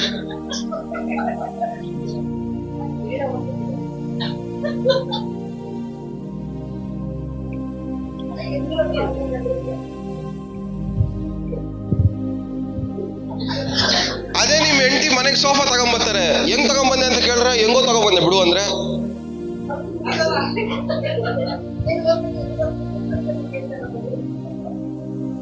ಅದೆಲ್ಲ ಬೇಕಾಗಿಲ್ಲ ನಿಮ್ಗೆ. ಸೋಫಾ ಇದೆಯಾ ಅಷ್ಟೇ, ಹೆಂಗ್ ಬಂತು ಎಲ್ಲ ಕೇಳ್ಬಿಟ್ಟು.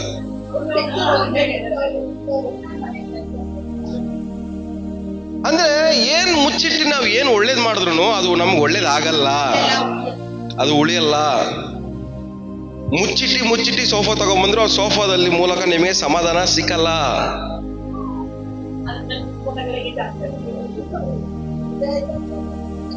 ಅಂದ್ರೆ ಏನ್ ಮುಚ್ಚಿಟ್ಟು ನೀವು ಏನ್ ಒಳ್ಳೇದ್ ಮಾಡ್ಬೇಕು ಅನ್ಕೊಂಡ್ರು ಆ ಒಳ್ಳೇದನ್ನ ನೀವು ಅನುಭವಿಸಕ್ಕೆ ಆಗಲ್ಲ. ಕೆಟ್ಟದನ್ನ ಮುಚ್ಚಿಕ್ಕಿ ಒಳ್ಳೇದನ್ನ ಅನುಭವಿಸ್ತೀನಿ ಅಂದ್ರೆ ನಿಮ್ ಕೈಯಲ್ಲಿ ಆಗಲ್ಲ. ಅನೇಕ ವಿಶ್ವಾಸಿಗಳಲ್ಲಿ ಏನಕ್ಕೆ ಒಳ್ಳೇದನ್ನ ಅನುಭವಿಸಕ್ ಆಗ್ತಾ ಇಲ್ಲ ಅಂದ್ರೆ ಇದಕ್ಕೇನೆ ಕಾರಣ. ಅದ್ರ ಹಿಂದ್ಗಡೆ ಒಂದ್ ಮುಚ್ಚಿಟ್ಟು ಒಂದ್ ಒಳ್ಳೇದನ್ನ ಅನುಭವಿಸ್ತೀನಿ ಅಂದ್ರೆ ಅದ್ರ ಮೂಲಕ ನಿಮ್ಗೆ ಸಮಾಧಾನ, ಸಂತೋಷ, ನೆಮ್ಮದಿ ಸಿಗಲ್ಲ. ಅದು ನೀವು ಅನುಭವಿಸಕ್ ಆಗಲ್ಲ. ಎಷ್ಟು ಜನ ಒಳ್ಳೇದನ್ನ ಅನುಭವಿಸ್ಬೇಕಂತ ಇಷ್ಟಪಡ್ತಾ ಇದ್ದೀರಾ?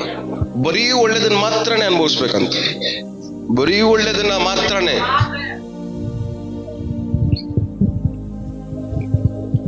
ಬರೀ ಒಳ್ಳೇದನ್ನ ಮಾತ್ರ ಅನುಭವಿಸ್ಬೇಕನ್ನೋನು ಅವನ್ಗೆ ಏನಿರ್ಬೇಕು? ಮೊದಲನೇದಾಗಿ ಧೈರ್ಯ ಇರ್ಬೇಕು. ಧೈರ್ಯ ಯಾವ್ದಕ್ಕೆ ಧೈರ್ಯ? ದೇವ್ರ ಮುಂದೆ ನಿಂತ್ಕೊಳ್ಳಕ್ ಧೈರ್ಯ. ಇವತ್ತು ನಾವು ದೇವ್ರ ಉಪವಾಸ ಮಾಡ್ತಾ ಇದ್ದೀರಾ, ಎಲ್ಲ ಮಾಡ್ತಾ ಇದ್ದೀರಾ, ಬಟ್ ದೇವ್ರ ಮುಂದೆ ನಿಂತ್ಕೊಳ್ಳಬೇಕಾದ್ರೆ ನಿಮ್ಗೆ ಧೈರ್ಯ ಇದೆಯಾ? ಅಂತರಂಗದಲ್ಲಿ ನನ್ನ ಮುಖ ನೋಡಿ ಎಲ್ಲ ದೇವ್ರು ನನ್ಗೆ ಆಶೀರ್ವಾದ ಮಾಡಕ್ಕಾಗತ್ತಾ ಅಂತ ಒಂದು ಕ್ವಶನ್ ಕೇಳ್ಕೊಂಡ್ರೆ ನಿಮ್ಗೆ ಏನು ಉತ್ತರ ಸಿಗತ್ತೆ?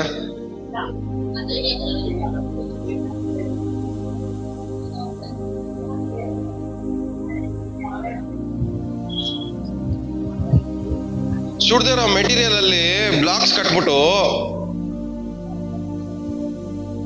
ಅದಕ್ಕೆ ದಾರ ಮಾತ್ರ ಹಗ್ಗದಿಂದ ಕಟ್ಬಿಟ್ಟು ಸುಡಲ್ಲ ಅಂದ್ರೆ ಅದು ಹೆಂಗ್ ಸುಡಲ್ಲ? ನೆಟ್ಟು ಬೋಲ್ಟ್ ಹಾಕ್ಬೇಕಾಗಿರೋ ಜಾಗದಲ್ಲಿ ಹಗ್ಗ ಕಟ್ಬಿಟ್ರೆ ಆ ಕಂಬಿ ಉದುರೋಗಲ್ಲ ಅಂತ ಹೆಂಗ್ ಅನ್ಕೊಂತೀರಾ?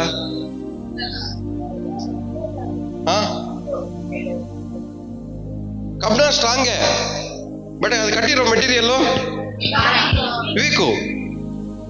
ಹಗ್ಗ ಸುಟ್ಟೋದ್ರೆ ಆ ಕಂಬಿಯಲ್ಲಿ ಏನಾಗತ್ತೆ ಹೇಳ್ರಿ?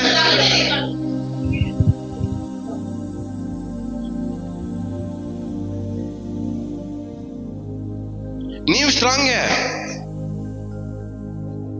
ನೀವು ಕಟ್ತಾ ಇರೋ ವಿಧಾನ ವೀಕು. ನೀವು ಕಂಬಿ ತರನೇ ಸ್ಟ್ರಾಂಗ್ ಆಗಿದ್ದೀರಾ, ಬಳಸ್ತಾ ಇದೀರಲ್ಲ ನೀವು ಕಟ್ಕೊಳಕ್ಕೆ. ನೀವು ಯಾವ ಮಾತಿಂದ ಕಟ್ತಾ ಇದ್ದೀರಾ ಆ ಮಾತು ವೀಕ್ ಆಗಿದೆ. ಯಾವ ಯೋಚನೆಯಿಂದ ಕಟ್ತಾ ಇದ್ದೀರಾ ಆ ಯೋಚನೆಗಳು ವೀಕ್ ಆಗಿದೆ. ಯಾವ ಕ್ರಿಯೆಗಳಿಂದ ನೀವು ಕಟ್ತಾ ಇದ್ದೀರಲ್ಲ ಆ ಕ್ರಿಯೆಗಳು ಏನಾಗಿದೆ? ವೀಕ್ ಆಗಿದೆ. ಅವೆಲ್ಲ ಬೇಗ ಸುಟ್ಟೋಗ್ತವೆ. ಅದಕ್ಕೆ ನೀವು ಶೇಕ್ ಆಗ್ತಾ ಇರೋದು ಅವಾಗಲ್ಲ. ಇನ್ನೊಂದ್ ಕಡೆ 2 ಎಕ್ಸಾಂಪಲ್ ಕೊಡ್ತಾರಲ್ಲ ದೇವರು.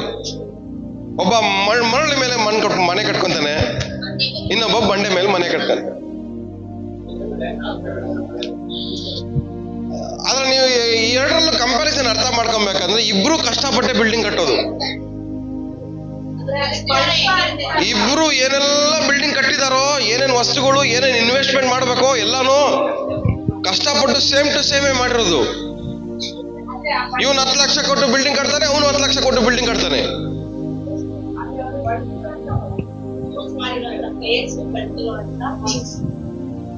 ಆದ್ರೆ ಅಲ್ಲಿ ಎಕ್ಸಾಂಪಲ್ ನೀವು ಓದ್ಬೇಕಾದ್ರೆ ಅಲ್ಲಿ ಯಾವ್ದಕ್ಕೆ ಹೋಲಿಕೆ ಆಗಿದೆ?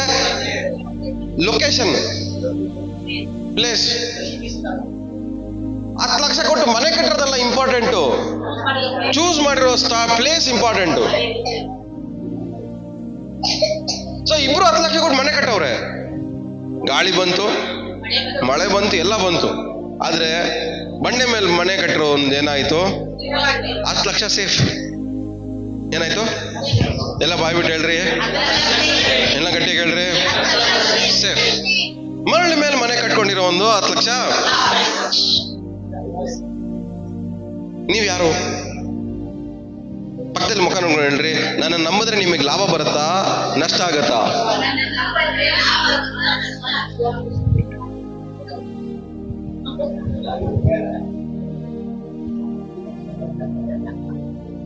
ಸೊ ಇನ್ವೆಸ್ಟ್ಮೆಂಟ್ ಬಂದು ರೈಟ್ ಪ್ಲೇಸ್ ಅಲ್ಲಿ ಮಾಡ್ಬೇಕು. ನಿಮ್ ಮಾತು ಇನ್ವೆಸ್ಟ್ಮೆಂಟ್ ಏನಾಗ್ಬೇಕು ಹೇಳ್ರಿ? ರೈಟ್ ಪ್ಲೇಸ್ ಅಲ್ಲಿ ನಿಮ್ ಮಾತುಗಳು ಇನ್ವೆಸ್ಟ್ ಆಗ್ಬೇಕು. ನಿಮ್ಮ ಆಲೋಚನೆಗಳು ರೈಟ್ ಪ್ಲೇಸ್ ಅಲ್ಲಿ ಇನ್ವೆಸ್ಟ್ ಆಗ್ಬೇಕು. ನಿಮ್ಮ ಕ್ರಿಯೆಗಳು ರೈಟ್ ಪ್ಲೇಸ್ ಅಲ್ಲಿ ಇನ್ವೆಸ್ಟ್ ಆಗ್ಬೇಕು. ಅವಾಗ ಮಾತ್ರ ಅದರಿಂದ ರಿಟರ್ನ್ಸ್ ನೋಡಕ್ ಆಗೋದು. ನೀವು ಇವತ್ತು ಕಟ್ಟಿ ನಾಳೆ ಗಾಳಿ ಕಾಣೆ ಆಗೋ ಜನರ ಮೇಲೆ ನಿಮ್ಮ ಮಾತುಗಳನ್ನ ಇನ್ವೆಸ್ಟ್ ಮಾಡಿದ್ರೆ ಲಾಸ್ ಆಗತ್ತೆ.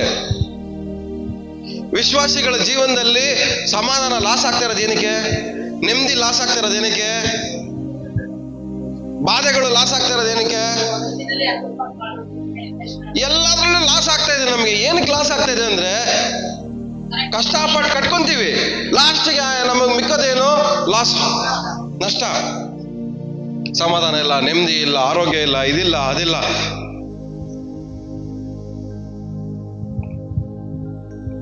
ನಿಮ್ ಜೀವನ ಚೆನ್ನಾಗಿರ್ಬೇಕಂದ್ರೆ, ಸ್ಟ್ರಾಂಗ್ ಆಗಿರ್ಬೇಕಂದ್ರೆ, ಮೊದಲೇದು ನೀವು ಚೂಸ್ ಮಾಡೋ ಪ್ಲೇಸ್ ಕರೆಕ್ಟ್ ಆಗಿರ್ಬೇಕು. ಎರಡನೇದು, ನೀವು ಚೂಸ್ ಮಾಡೋ ವಸ್ತುಗಳು, ಆ ಬಿಲ್ಡಿಂಗ್ ಕಟ್ಟಕ್ಕೆ ಉಪಯೋಗ ಮಾಡುವಂತ ವಸ್ತುಗಳು ಕರೆಕ್ಟ್ ಆಗಿರ್ಬೇಕು.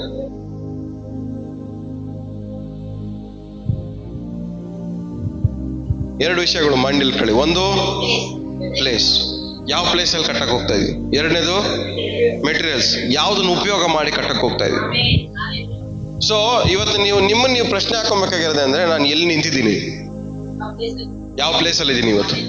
ಇದೇ ಪ್ಲೇಸ್ ಅಲ್ಲಿ ಇನ್ನೊಂದು ವರ್ಷ 2 ವರ್ಷ ನಿಂತ್ಕೊಂಡ್ರೆ ನಾನು ಉಳಿತೀನ ಇಲ್ಲ ಉಳ್ಳೋಗ್ತೀನ? ಇದೇ ಪ್ಲೇಸ್ ಅಲ್ಲಿ ನಾನು ಕಣ್ಣೀರ್ ಹಾಕೊಂಡಿದ್ರೆ ನನ್ನ ಜೀವನ ಉಳಿಯುತ್ತಾ ಉಳಿಯಲ್ವಾ? ಲಾಸ್ ಆಗತ್ತಾ ನನ್ನ ಜೀವನ? ಪ್ರಾಫಿಟ್ ಅಲ್ಲಿ ಇರುತ್ತಾ? ಇದೇ ಜಾಗದಲ್ಲಿ ನಾನು ವೇದನೆಯಿಂದ, ನೋವಿಂದ, ಬಾಧೆ ಪಡ್ಕೊಂಡು ಇದೇ ಜಾಗದಲ್ಲಿ ಹಿಂಗೆ ಇದ್ರೆ ಇನ್ನೊಂದು ವರ್ಷ ನನ್ನ ಜೀವನ ಏನಾಗುತ್ತೆ? ನನ್ನ ಗತಿ ಏನಾಗುತ್ತೆ? ಯೋಚನೆ ಮಾಡಿ. ಇವತ್ತು ನೀವು ನಿಂತಿರೋ ಜಾಗದಲ್ಲಿ ನೀವು ನಿಂತ್ಕೊಂಡ್ರೆ ಇನ್ನೊಂದು ವರ್ಷ ನಿಮ್ ಕೈಲಿ ಬದುಕಕ್ಕಾಗತ್ತಾ? ಆಗಲ್ಲ. ಅಂದ್ರೆ ನಿಮ್ ಪ್ಲೇಸ್ ಚೇಂಜ್ ಮಾಡಿ.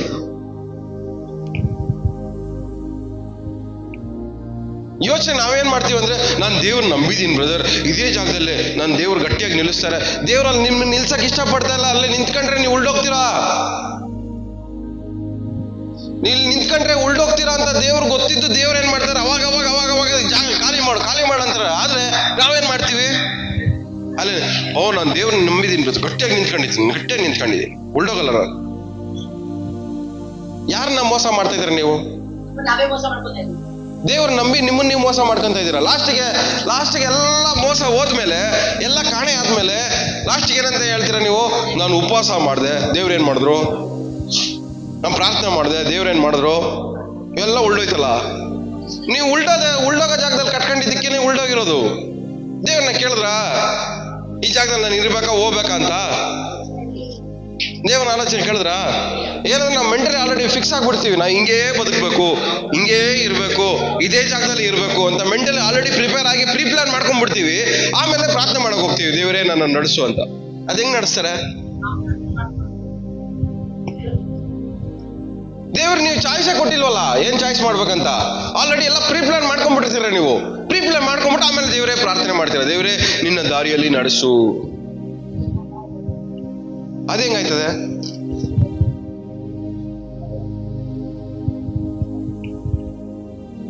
ಸೊ ಒಂದು ಬಿಲ್ಡಿಂಗು ಸ್ಟ್ರಾಂಗ್ ಆಗಿರ್ಬೇಕಂದ್ರೆ ಪ್ಲೇಸ್ ಕರೆಕ್ಟ್ ಆಗಿರ್ಬೇಕು, ಮೆಟೀರಿಯಲ್, ಅದಕ್ಕೆ ಉಪಯೋಗ ಮಾಡುವಂತ ವಸ್ತುಗಳು ಕರೆಕ್ಟ್ ಆಗಿರ್ಬೇಕು. ಸೊ ಇವತ್ತು ನಮ್ಮ ಜೀವನ ಅಲಗಾಡ್ತಿರೋದಕ್ಕೆ ಕಾರಣನೇ ಒಂದು, ನಾವು ನಿಲ್ಲುವಂತ ಜಾಗ, ನಾವು ಕಟ್ಟುವಂತ ವಸ್ತುಗಳು. ನಾವು ಶೇಕ್ ಆಗ್ಲೇಬಾರ್ದು, ವಿಶ್ವಾಸಗಳಲ್ಲಿ ಶೇಕ್ ಆಗ್ಲೇಬಾರ್ದು. ಸೊ ಧೈರ್ಯ, ದೇವ್ರ ಮುಂದೆ ನಿಂತ್ಕೊಳ್ಳುವಂತ ಧೈರ್ಯ ಒಂದು ವಿಶ್ವಾಸಿಗೆ ಬರ್ಬೇಕು. ಆಮೇಲೆ ದೇವ್ರ ಮುಂದೆ ನಿಂತ್ಕೊಳ್ಳುವಂತ ಧೈರ್ಯ ಒಂದು ವಿಶ್ವಾಸಿಗೆ ಬರ್ಬೇಕು. ಯಾಕಂದ್ರೆ ದೇವ್ರು ಕೊಟ್ಟಿರೋದು ನಮಗೆ ಭಯದ ಆತ್ಮ ಅಲ್ಲ.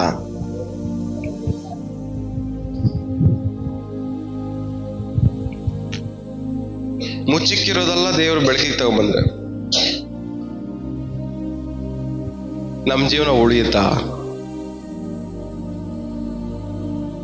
ಇಷ್ಟು ವರ್ಷ ನಾವು ಏನೆಲ್ಲ ಮುಚ್ಚಿಟ್ಟಿದೀವಿ, ಮುಚ್ಚಿಟ್ಟಿರೋದೆಲ್ಲ ದೇವ್ರು ಬೆಳಕಿಗೆ ತಗೊಂಡ್ಬಂದ್ರೆ ನಮ್ ಜೀವನ ಉಳಿಯುತ್ತಾ? ನಮ್ ಜೀವನ ಉಳಿಯುತ್ತಾ? ನಾವು ಅನ್ಕೊಂತೀವಿ ಸಣ್ಣ ಸಣ್ಣದೇ ಪರವಾಗಿಲ್ಲ ಮುಚ್ಚಿಟ್ಕೊಳ್ಳೋಣ. ಆ ಸಣ್ಣ ಸಣ್ಣವೇ ಜಾಸ್ತಿ ಆಗೋದು. ನೀವು ಬೈಕ್ ಓಡಿಸ್ತಾ ಇದ್ರೆ ಸಣ್ಣ ಬೋಲ್ಟ್ ಉದ್ರೋಯ್ತು ಅನ್ಕೊಳ್ಳಿ, ಸಣ್ಣ ಬೋಲ್ಟೇ ಅಲ್ವಾ ಉದ್ರೋಗಿರೋದು.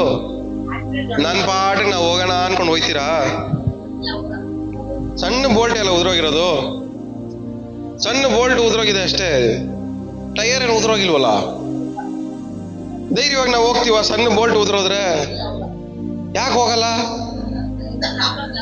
ಗೊತ್ತದಿಂದ ಪ್ರಾಬ್ಲಮ್ ಆಗ್ತದೆ. ಸಣ್ಣದಾಗಿ ಇಬ್ಬರ ಮಧ್ಯೆ ಜಗಳ ಬಂದಾಗ ಇದರಿಂದ ಪ್ರಾಬ್ಲಮ್ ಬರುತ್ತೆ ಅಂತ ನಿಮ್ಗೆ ಯಾಕೆ ಅನ್ಕೊಳ್ಳಲ್ಲ? ಸಣ್ಣದಾಗ ಒಬ್ರು ನಿಮ್ಮ ಹತ್ರ ಜಗಳ ಮಾಡಿದಾಗ ಇದು ಸಮಸ್ಯೆ, ಇದರಿಂದ ಪ್ರಾಬ್ಲಮ್ ಜಾಸ್ತಿ ಆಗ್ಬೋದು ಅಂತ ಯಾಕೆ ನೀವು ಅನ್ಕೊಳ್ಳಲ್ಲ? ಸಣ್ಣದಾಗಿ ತಪ್ಪು ಮಾಡಿದಾಗ ಇದು ಮುಂದೆ ಜಾಸ್ತಿ ದೊಡ್ಡ ಪ್ರಾಬ್ಲಮ್ ಆಗುತ್ತೆ ಅಂತ ಯಾಕೆ ನೀವು ಅನ್ಕೊಳ್ಳಲ್ಲ? ಸಣ್ಣದಾಗಿ ಸುಳ್ಳು ಹೇಳಿದಾಗ ಇದೇ ದೊಡ್ಡದಾಗಿ ನಮಗೆ ಸಮಸ್ಯೆ ಬರುತ್ತೆ ಅಂತ ಯಾಕೆ ನೀವು ಅನ್ಕೊಳ್ಳಲ್ಲ? ಸಣ್ಣದಾಗಿ ಕಳ್ತನ ಮಾಡಿದಾಗ ಇದೇ ಒಂದ್ ದಿವಸ ದೊಡ್ಡದಾಗತ್ತೆ ಅಂತ ಯಾಕೆ ಅನ್ಕೊಳ್ಳಲ್ಲ?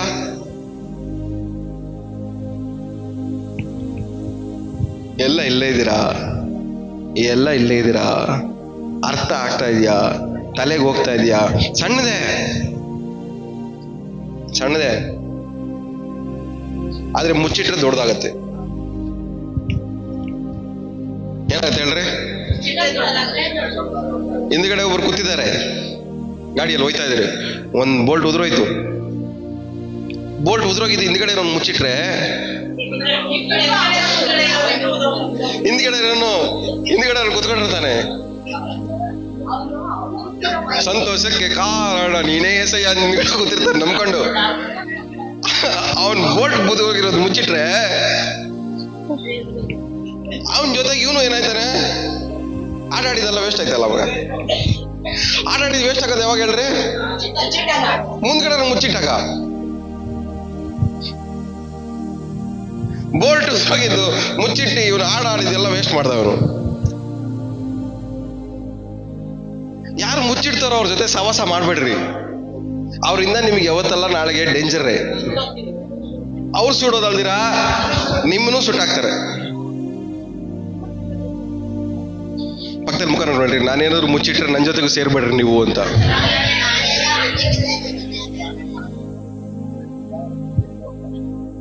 ಮುಚ್ಚಿಡೋರ್ ಜೊತೆಲಿ ಸವಾಸ ಮಾಡ್ಲೇಬೇಡ್ರಿ. ಇವತ್ತಲ್ಲ ನಾಳೆ ಅವರು ಸುಡ್ತಾರೆ. ಅವ್ರು ಸುಟ್ಟೋದಾಗ ನಮ್ಮನ್ನು ಸುಟ್ಬಿಡ್ತಾರೆ. ಯಾಕಂದ್ರೆ ವಿಶ್ವಾಸಿಗಿರುವಂತ ಒಂದು ಬ್ಯಾಡ್ ಹ್ಯಾಬಿಟ್ ಏನಂದ್ರೆ ಮುಚ್ಚಿಡೋದು.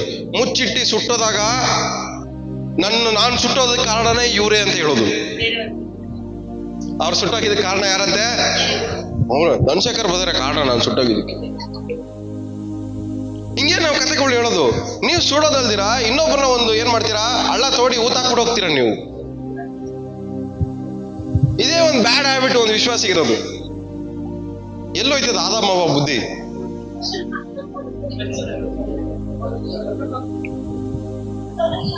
ಆದಾಮವ್ವ ಬುದ್ಧಿ ಬಂದೈತೆ ಹೊರತು ದೇವ್ರ ಬುದ್ಧಿ ಮಾತ್ರ ನಮ್ಗೆ ಗೊತ್ತಾ ಇಲ್ಲ.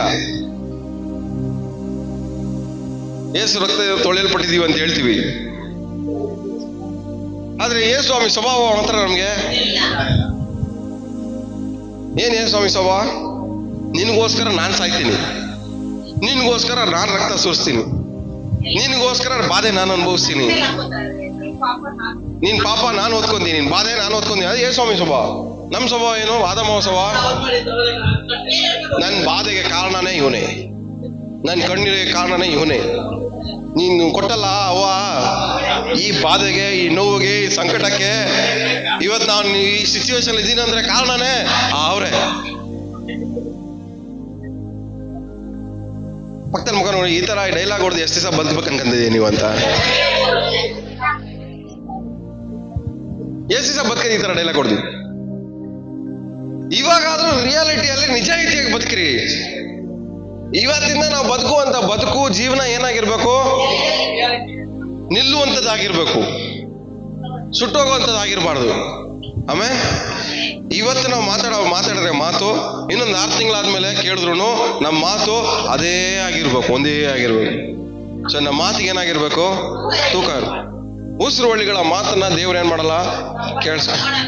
ಮನ್ಸಿಗೆ ಹಾಕೊಳ್ಳಲ್ಲ, ಸೀರಿಯಸ್ ಅಂತ ಹೇಳಲ್ಲ. ಯಾಕಂದ್ರೆ ಇವತ್ತೊಂದು ಹೇಳ್ತಾರೆ, ನಾಳೆ ಒಂದು. ಇವಾಗ ಅಂತ ಅವ್ರ ಪ್ರಾರ್ಥನೆಯನ್ನ ದೇವ್ರು ಕೇಳ್ಬೇಕಾ ಕೇಳ್ಬಾರ್ದಾ? ಹೇಳ್ರಿ. ದಿನಕ್ಕೊಂದು ಮಾತು ಬದಲಾಯಿಸೋರ್ ಪ್ರಾರ್ಥನೆ ದೇವ್ರು ಕೇಳ್ಬೇಕಾ ಕೇಳ್ಬಾರ್ದಾ? ಎಲ್ಲ ಇದ್ದೀರಾ? ಕೇಳ್ಬೇಕಾ ಕೇಳಿಸ್ಕೊಬಾರ್ದಾ? ಕೇಳಿಸ್ಕೊಬಾರ್ದ ಅನ್ನೋರ್ ಕೈ ಮೇಲೆ ಕೆತ್ತಿ ನೋಡೋಣ.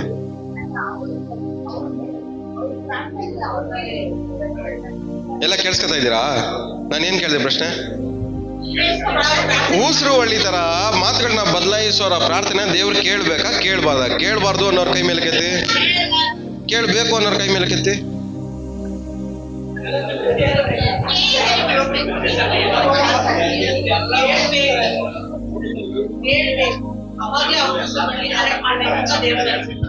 ನೀವು ಎಷ್ಟು ಸರಿ ಪ್ರೇಯರ್ನ ಚೇಂಜ್ ಮಾಡ್ರಲ್ಲ?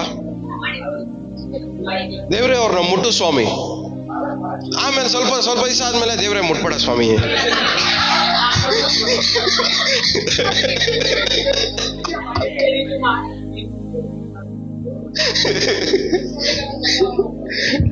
ಹೆಸರು ಮಾಡಿದೀರಿ ಈ ತರ ಪ್ರಾರ್ಥನೆ?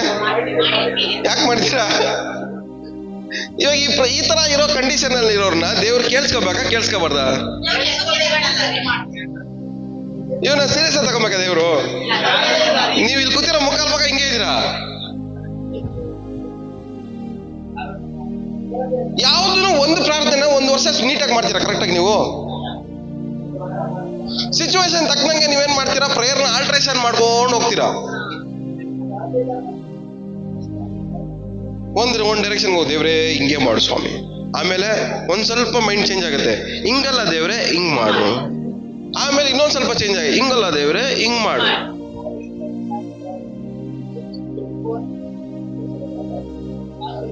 ಲಾಸ್ಟಿಗೆ ಅದು ಹೆಂಗ್ ಮಾಡ್ಬೇಕನ್ನೋದೇ ಕನ್ಫ್ಯೂಷನ್. ಲಾಸ್ಟಿಗೆ ಹೆಂಗ್ ಮಾಡ್ಬೇಕು ಇದನ್ನ?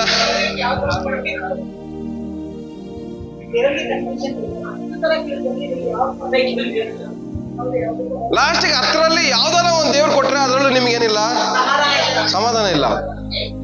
ಅದ್ ಕೊಡ್ಬಾರ್ದಾಗ ಅದ್ ಕೊಟ್ರೆ ಚೆನ್ನಾಗಿದ್ದರು. ಇದಲ್ಲ, ಅದಕ್ಕೆ ಅದನ್ನ ಹಂಗ್ ಮಾಡಿದ್ರೆ ಚೆನ್ನಾಗಿರೋದು. ಇಲ್ಲ ಹಿಂಗ್ ಮಾಡ.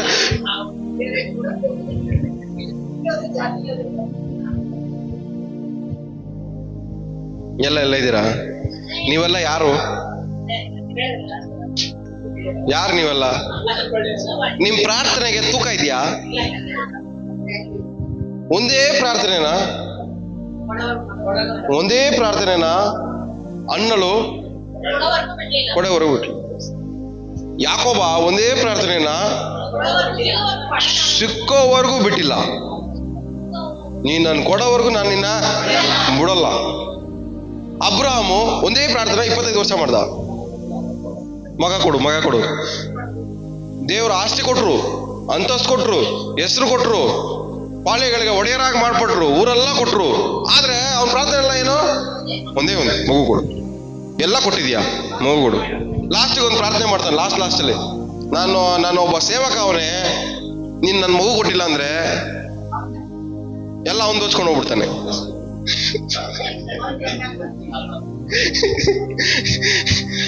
ದಯಮಾಡಿ ಏನ್ ಮಾಡು, ನೀನು ಮಗು ಕೊಡು. 25 ವರ್ಷ ಒಂದೇ ಪ್ರಾರ್ಥನೆ. ಅವನ ಆಸ್ತಿ ಕೊಡು ಅಂತ ಕೇಳಿಲ್ಲ, ಅಂತಸ್ತು ಕೊಡು ಅಂತ ಕೇಳಿಲ್ಲ, ಸೇವಕರನ್ನ ಜಾಸ್ತಿ ಮಾಡು ಅಂತ ಕೇಳ್ಕೊಂಡಿಲ್ಲ, ಏನಕ್ಕೆ ಮಾಡಿಲ್ಲ ಅವನ ಪ್ರಾರ್ಥನೆ. ಆಕ್ಚುಲಿ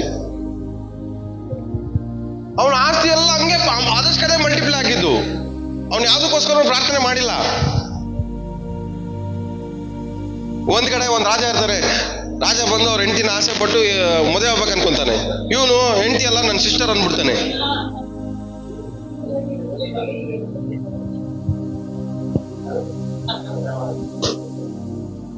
ಅವ್ನ್ ಮದುವೆ ಮಾಡ್ಕೊಳಕಂತ ರೆಡಿ ಮಾಡ್ಬೇಕಾದ್ರೆ ದೇವ್ರ ಒಂದ್ ಕನ್ಸಲ್ ಕಾಣಿಸ್ಕೊಂತಾರೆ.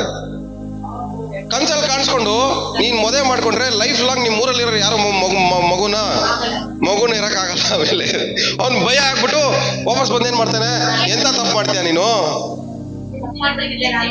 ಏನು ಕೇಳ್ತೀನಿ ಮುಚ್ಚಿಟ್ಟ ಏನಂತ ಮುಚ್ಚಿಟ್ಟೆ? ಹೆಂಡತಿ ಅನ್ನೋದನ್ನ ಮುಚ್ಚಿಟ್ಟಿದಕ್ಕೆ ಊರಲ್ಲಿರೋರಿಗೆಲ್ಲ ಮಕ್ಕಳಾಡ್ದಿಗೆ ಆಗ್ಬಿಡ್ತಲ್ಲ, ಹೆಂಗ್ ಕತೆ ಇದು? ಒಂದೇ ನನ್ನ ಹೆಂಡತಿ ಅಲ್ಲ ನನ್ನ ಸಿಸ್ಟರ್ ಅಂತ ಮುಚ್ಚಿಕ್ಕಿದಕ್ಕೆ ಅವ್ರ ಊರಲ್ಲಿರೋರ್ಗೆ ಯಾರಿಗೂ ಏನಾಗ್ತಾ ಇಲ್ಲ, ಮಕ್ಕಳೇ ಆಗಲ್ವಂತೆ. ಒಂದೇ ಒಂದು ಚಿಕ್ಕದಲ್ಲ, ಚಿಕ್ಕದನ್ನ ಇಷ್ಟು ಮುಚ್ಚಿಕ್ಕಿದಕ್ಕೆ ಊರ್ಗೆಲ್ಲ ಏನಾಯ್ತು? ಊರ್ಗೆಲ್ಲ ಸಮಸ್ಯೆ. ಏನ್ ಮುಚ್ಚಿಕ್ಕಿದಕ್ಕೆ? ಹೆಂಡತಿ ಅಂತ ತಂಗಿ, ಹೆಂಡತಿನ ಮುಚ್ಚಿಕ್ಕಿದಕ್ಕೆ ತಂಗಿ ಅಂತ ಹೇಳಿದಕ್ಕೆ. ನೀವು ಮುಚ್ಚಿಟ್ಟಿರುವ ಪರಿಣಾಮಗಳು ಏನಂತ ಗೊತ್ತಾಯ್ತವ?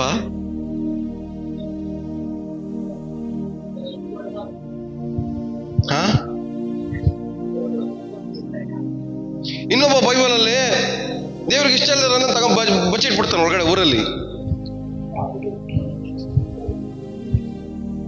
ದೇವ್ರು ಹೇಳ್ತಾರ, ಅವ್ನು ಸಿಕ್ಕವರೆಗೂ ನಿಮ್ಮನ್ನ ಯಾರನ್ನೂ ಬಿಡಲ್ಲ, ಎಲ್ಲಾರ್ಗೂ ಸಮಸ್ಯೆನೇ ಅಂತ. ಅವ್ರು ಹುಡುಕ್ತಾರೆ ಯಾರು ಅಂತ. ಇನ್ನೊಂದ್ ಕಡೆ ಯೋನ ಹೋಗಿ ಮುಚ್ಚಿಕೊಂಡ್ಬಿಟ್ಟಿರ್ತಾನೆ, ಅಡುಗಲ್ಲಿ ಮುಚ್ಚಿಕೊಂಡ್ಬಿಡ್ತಾನೆ. ಅವ್ನು ಬಚ್ಚಿಕೊಂಡಿರೋದಕ್ಕೆ ಅಡುಗಲ್ಲಿರೋರ್ಗೆಲ್ಲ ಸಮಸ್ಯೆ. ಇವಾಗ ಬಚ್ಚಿಕೊಂಡಿರೋ ಹುಡುಕಿದ್ರೆ ಮಾತ್ರ ನೀವು ಬದುಕಾಗೋದು. ಅವ್ರು ಬಂದು ಕೇಳಿದ್ರೆ, ನೀನು ಅಡ್ಕೊಂಡಿರೋದಕ್ಕೆ ಬಚ್ಚಿಕೊಂಡಿರೋದಕ್ಕೆ ಕಾರಣ ಏನು?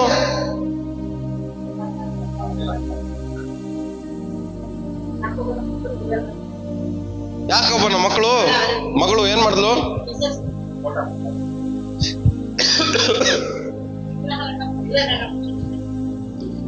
ಬೈಬಲಲ್ಲಿ ಬಚ್ಚಿಟ್ಟವ್ರಿಗೆಲ್ಲರಿಗೂ ಸಮಸ್ಯೆ. ಯಾರಿಗೆಲ್ಲ ಸಮಸ್ಯೆ ಆಗಿದೆ ಬೈಬಲಲ್ಲಿ? ಅನನ್ಯ ಸಫರ್ ಹೇಳಿ ಏನ್ ಮಾಡಿದ್ಲು? ಬಚ್ಚಿಕೊಂಡು ಮಾರಿರೋದ್ರಲ್ಲಿ ಬಚ್ಚಿ. ಸೊ ಏನೆಲ್ಲ ಮುಚ್ಚಿಡ್ತಿರೋ ಗೇಸಿ ಏನ್ ಮಾಡ್ದ? ಹೌದು, ನಾಮನ ಹತ್ರ ಬದು ಗೋಲ್ಡ್ನ ತಗೊಂಡೋಗಿ ನಮ್ಮ ಯಜಮಾನ್ರಿಗೆ ಬೇಕಂತ ಹೇಳಿ ಏನ್ ಮಾಡ್ದ? ಇವನೊಬ್ಬ ಮುಚ್ಚಿಕ್ದ. ಅವನಿಗೇನ್ ಬಂತು? ಮುಚ್ಚಿಟ್ಟಿರೋದ್ರಿಂದ ಕುಷ್ಠರೋಗ ಬಂತು. ಆದ್ರೆ ಮುಚ್ಚಿಟ್ಟಿರುವ ಪರಿಣಾಮಗಳು ಜಾಸ್ತಿ. ಸೊ ಮುಚ್ಚಿಡೋರ್ನ ನಾವು ನಂಬಾರ್ದು. ಯಾರನ್ನ ಬಂದ್ರು ಈ ಸಣ್ಣದೇ ಅಲ್ಲ, ಮರ್ತ್ಬಿಡ್ರಿ, ಹೇಳಕ್ ಹೋಗ್ಬಿಡ್ರಿ. ಯಾರು ಹೇಳಕ ಹೋಗಂತ ಧೈರ್ಯ ಬಿಟ್ಬಿಡ್ಬೇಕು. ಹಂಗ ಧೈರ್ಯ ಬರ್ತದೆ ನಿಮ್ಗೆ? ಯಾಕೆ ಬರಲ್ಲ ಧೈರ್ಯ? ಏನಾಗ್ಬಿಡ್ತು ಅಂತ ಭಯ. ಸಣ್ಣದಾಗಿರ್ಬೇಕಾದ್ರೆ ಧೈರ್ಯ ಇಲ್ಲದೆ ಹೋದ್ರೆ ದೊಡ್ಡದಾದ್ಮೇಲೆ ಎಲ್ಲಿಂದ ಬರ್ತದೆ ಧೈರ್ಯ ನಿಮ್ಗೆ ಅದನ್ನ ಫೇಸ್ ಮಾಡಕ್ಕೆ?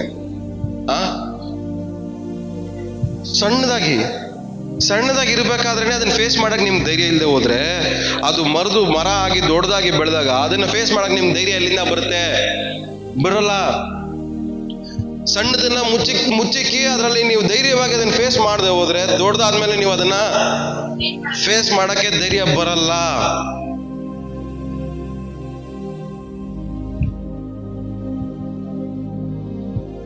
ಮುಚ್ಚಿಡೋನು ಉದ್ಧಾರ ಆಗಲ್ಲ,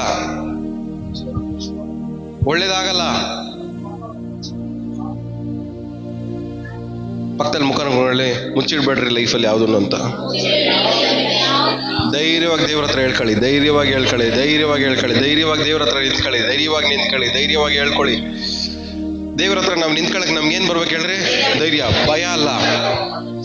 ಮುಚ್ಚಿಡೋನ್ ಭಯ ಪಡ್ಬೇಕು, ದೇವ್ರ ಹತ್ರ ಬಿಚ್ಚಿಡೋನ್ಗೆ ಭಯ ಪಡುವ ಅವಶ್ಯಕತೆ ಇಲ್ಲ. ಇವತ್ತು ನನ್ನ ಪ್ರಶ್ನೆ ಏನಂದ್ರೆ, ದೇವರ ಹತ್ರ ಇಂದ ನೀವು ಏನೇನು ಮುಚ್ಚಿಟ್ಟಿದ್ರೆ ಇಲ್ಲಿವರೆಗೂ? ಇವತ್ತೆಲ್ಲ ದೇವ್ರ ಮುಂದ್ಗಡೆ ನಾವು ಏನ್ ಮಾಡ್ಬೇಕು ಹೇಳ್ರಿ? ಬಿಚ್ಚಿಡುದು. ಯಾಕಂದ್ರೆ ದೇವರ ಪ್ರೀತಿ ನಮ್ಮಲ್ಲಿ ಪರಿಪೂರ್ಣವಾಗಿ ಮಾರ್ಪಡೋದು. ಇವತ್ತು ನಾವು ಮುಚ್ಚಿಟ್ಟಿರುವ ನಿಮಿತ್ತವಾಗಿ ದೇವರ ಪ್ರೀತಿ ನಮ್ಮಲ್ಲಿ ಪರಿಪೂರ್ಣವಾಗ್ತಾ ಇಲ್ಲ.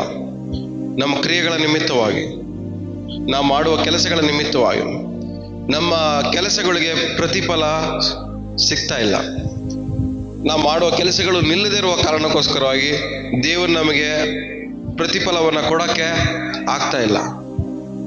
ಇವತ್ತು ನಾವು ಅರ್ಥ ಮಾಡ್ಕೊಬೇಕಾಗಿರೋದು ಒಂದೇ, ದೇವ್ರೆ, ನಾನು ನಿಂತಿರೋ ಜಾಗ ಕರೆಕ್ಟಾಗಿರ್ಬೇಕು, ನಾನು ಕಟ್ಕೊಳ್ಳುವಂಥ ಜೀವನ ಕರೆಕ್ಟಾಗಿರ್ಬೇಕು, ನಾನು ಕಟ್ಕೊಳ್ಳುವಂಥ ಜೀವನಕ್ಕೆ ಪ್ರತಿಫಲ ಬರೋ ಥರನೇ ಕಟ್ಕೊಬೇಕು, ನಾನು ಮಾತಾಡುವ ಮಾತಿಗೆ ಪ್ರತಿಫಲ ಬರುತ್ತೆ ಅಂದರೆ ಮಾತ್ರನೇ ಮಾತಾಡ್ತೀನಿ, ನಾನು ಮಾಡುವಂಥ ಯೋಚನೆಗಳಿಗೆ ಪ್ರತಿಫಲ ಬರುತ್ತೆ ಅಂದರೆ ಮಾತ್ರನೇ ಯೋಚನೆ ಮಾಡ್ತೀನಿ. ನಾವೊಂದು ಒಂದು ಪ್ರಿನ್ಸಿಪಲ್ ಫಾಲೋ ಮಾಡ್ತೇವೆ. ಸುಮ್ಮನೆ ಯಾವ್ದ್ರ ಬಗ್ಗೆನೂ ಯೋಚನೆ ಮಾಡಬಹುದು. ಇದರಿಂದ ಏನಾದರೂ ಲಾಭ ಬರುತ್ತೆ ಅಂದರೆ ಮಾತ್ರನೇ ಯೋಚನೆ ಮಾಡ್ತೀನಿ. ಇದರಿಂದ ನನ್ನ ಸಮಾಧಾನ ಹಾಳಾಗೋಗುತ್ತೆ, ನೆಮ್ಮದಿ ಹಾಳಾಗೋಗುತ್ತೆ, ನಿದ್ದೆ ಬರೋಲ್ಲ ಅಂದರೆ ಅದ್ರ ಬಗ್ಗೆ ಯೋಚನೆ ಮಾಡೋಕ್ಕೆ ಹೋಗಲ್ಲ. ಯಾಕಂದ್ರೆ ಇದರಿಂದ ನನಗೇನು ಲಾಭ ಇಲ್ಲ ಅಂತ ಗೊತ್ತು. ನಾವು ಮಾಡ್ತಿರೋ ಯೋಚನೆಗಳು, ಮಾತುಗಳು ಎಲ್ಲಾನು ಲಾಭ ಇಲ್ದಿರೋದನ್ನೇ ಮಾಡ್ತಾ ಇದೀವಿ ನಾವು. ಸೊ ಇವತ್ತಿಂದ ಒಂದರ್ಥ ಮಾಡ್ಕೊಳ್ಳಿ, ನಿಮ್ಮ ಮಾತಾಡಿದ್ರೆ ಅದಕ್ಕೆ ಲಾಭ ಇದ್ರೆ ಮಾತ್ರನೇ ಮಾತಾಡ್ರಿ. ಇವ್ರ ಹತ್ರ ಮಾತಾಡಿ ಏನು ಲಾಭ ಇಲ್ಲ ಅಂದ್ರೆ ಮಾತಾಡಕ್ ಹೋಗ್ಬೇಡ್ರಿ. ಅವ್ರು ಏನು ಅನ್ಕೊಂತಾರೆ ಬ್ರದರ್ ಮಾತಾಡಿಲ್ಲ ಅಂದ್ರೆ? ಏನ್ ಅನ್ಕೊಂತಾರೆ ಅಂತ ನೀವು ಮಾತಾಡಕ್ ಹೋದ್ರೆ ನಿಮ್ ಲಾಸ್ನ ನೀವೇ ಬರ ಮಾಡ್ಕೊಂತೀರ, ನಿಮ್ಮ ನಷ್ಟವನ್ನ ನೀವೇ ಬರ ಮಾಡ್ಕೊಂತೀರ. ಪಕ್ಕದಲ್ಲಿ ಮುಖ ಮಾಡ್ಕೊಂಡು ಹೇಳ್ರಿ, ನೀವೇನ್ ಅನ್ಕೊಂತೀರ ಅನ್ನೋದಕ್ಕೆಲ್ಲ ನನ್ನ ಕೈಲಿ ಮಾತಾಡಕ್ ಆಗಲ್ಲ ಸಿಸ್ಟರ್, ಏನೇನೋ ಮಾತಾಡಕ್ ಆಗಲ್ಲ. ನೀವೇನ್ ಅನ್ಕೊಂತೀರಾ ಅಂತೇಳಿ ನೀವು ಹೇಳೋ ಕಥೆಗಳೆಲ್ಲ ನನ್ ಕೈ ಕೇಳಿಸ್ಕೊಳಕ್ ಆಗಲ್ಲ.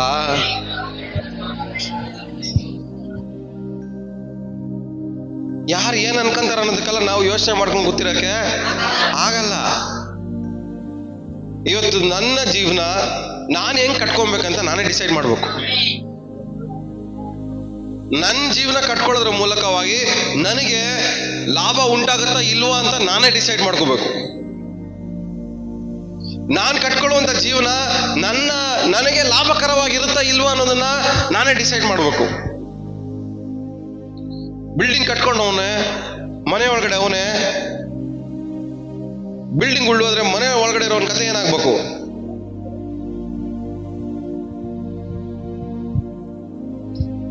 ಆದ್ರೆ ಅದೇ ಬಂಡೆ ಮೇಲೆ ಮನೆ ಕಟ್ಟಿರೋನು ಒಳಗಡೆ ಅವನೇ, ಧೈರ್ಯವಾಗ ಅವನೇ. ಇಲ್ಲಿ ಮನೆ ಒಳಗಡೆ ಅವನೇ ಭಯ ಪಟ್ಕೊಂಡವನೇ, ಯಾವಾಗ ಏನಾಗ್ಬಿಡ್ತು ಅಂತ ಭಯ.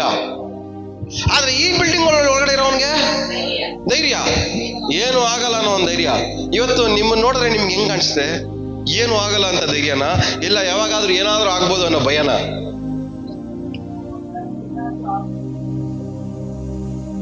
ಏನು ಆಗಲ್ಲ ಅನ್ನೋ ಧೈರ್ಯಕ್ಕಿಂತ ಏನಾದ್ರೂ ಆಗ್ಬೋದು ಅನ್ನೋ ಭಯನೇ ನಮಗೆ ಜಾಸ್ತಿ ತುಂಬಿಕೊಂಡಿದೆ. ವಿಶ್ವಾಸಿ ಜೀವನದಲ್ಲಿ ಈ ತರ ಭಯ ಇರ್ಬೋದಾ?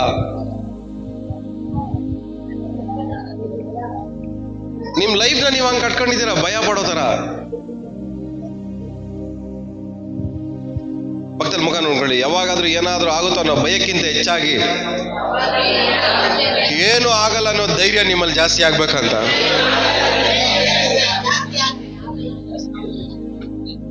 ಹಂಗಂತ ಹೇಳಿ ಮಾಡ್ಬಾರ್ದು ಕೆಲಸ ಎಲ್ಲ ಮಾಡ್ಬಿಟ್ಟು ನನಗೇನು ಆಗಲ್ಲ ಅಂತ ಧೈರ್ಯವಾಗಿ ಇರ್ಬೇಡ್ರಿ.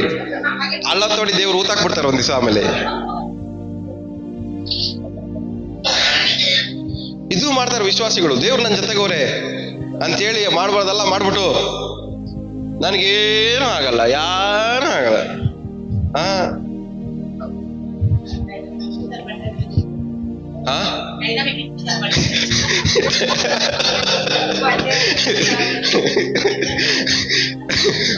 ಬಿಲ್ಡಿಂಗ್ ಜೊತೆಲಿ ಬಂಡೆನ ಉಳಿಸ್ಬಿಡ್ತಾರಂತ.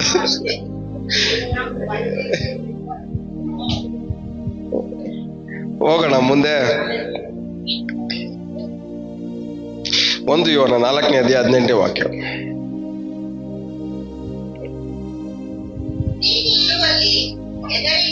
ಪ್ರೀತಿ ಇರುವಲ್ಲಿ ಏನಿಲ್ಲಂತೆ?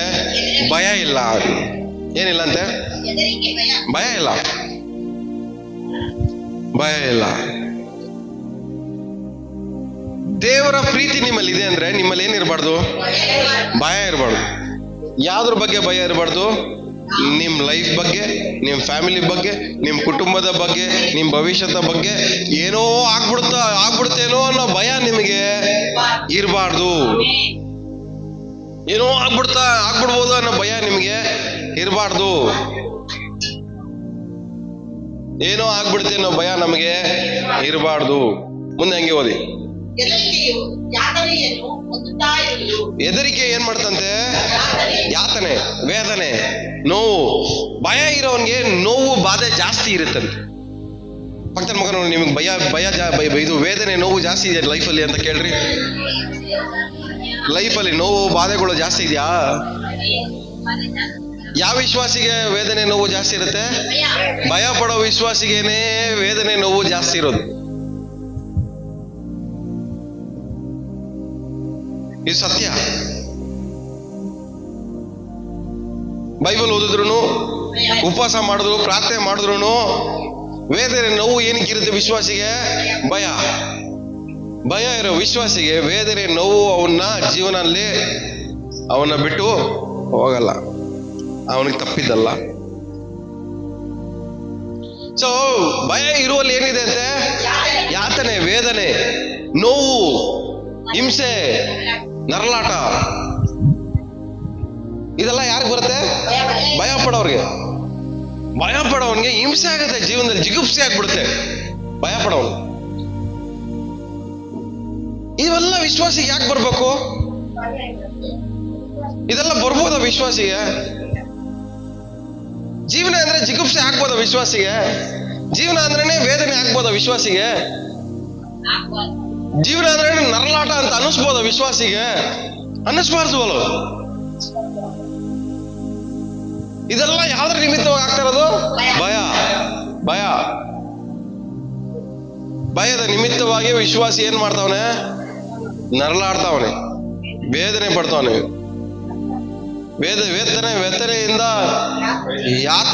ವೆತನೆಯಿಂದ ಏನ್ ಮಾಡ್ತಾವನು? ನರಳಾಡ್ತಾವನೆ. ಏನ್ ಬ್ರದರ್ ಈ ಜೀವನ? ಈ ತರ ನರಳಾಡ್ಬೇಕು. ಈ ತರ ನರಳಾಡ್ಕೊಂಡು ಬದುಕೋದಕ್ಕಿಂತ ಒಂದೇ ಸರಿ ಸಾಯೋದೇ ಬೆಟ್ರ್ ಅಂತ ಹೆಸರಿ ನಾವ್ ಅನ್ಕೊಂಡ್ರಲ್ಲ.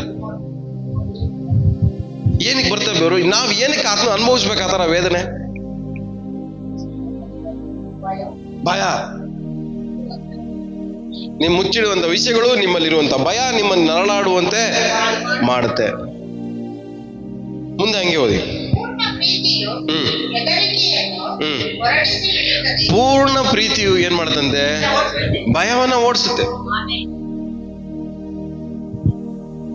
ಗಂಡ ಹೆಂಡತಿನ ಪ್ರೀತಿ ಮಾಡಿದ್ರೆ ಹೆಂಡತಿ ನೋಡಿ ಭಯ ಪಡುವಂತ ಅವಶ್ಯಕತೆ, ಹೆಂಡತಿ ಗಂಡನ್ನ ಪ್ರೀತಿ ಮಾಡಿದ್ರೆ ಗಂಡನ ನೋಡಿ ಭಯ ಪಡುವಂತ. ಕೆಲಸ ಮಾಡೋರು ಬಾಸ್ನ ಪ್ರೀತಿ ಮಾಡಿದ್ರೆ ಕೆಲಸ ಮಾಡೋ ಜಾಗದಲ್ಲಿ ಭಯ ಪಡುವಂತ ಅವಶ್ಯಕತೆ ಇಲ್ಲ. ಪೊಲೀಸ್ ನೋಡಿ ಭಯ ಪಡ,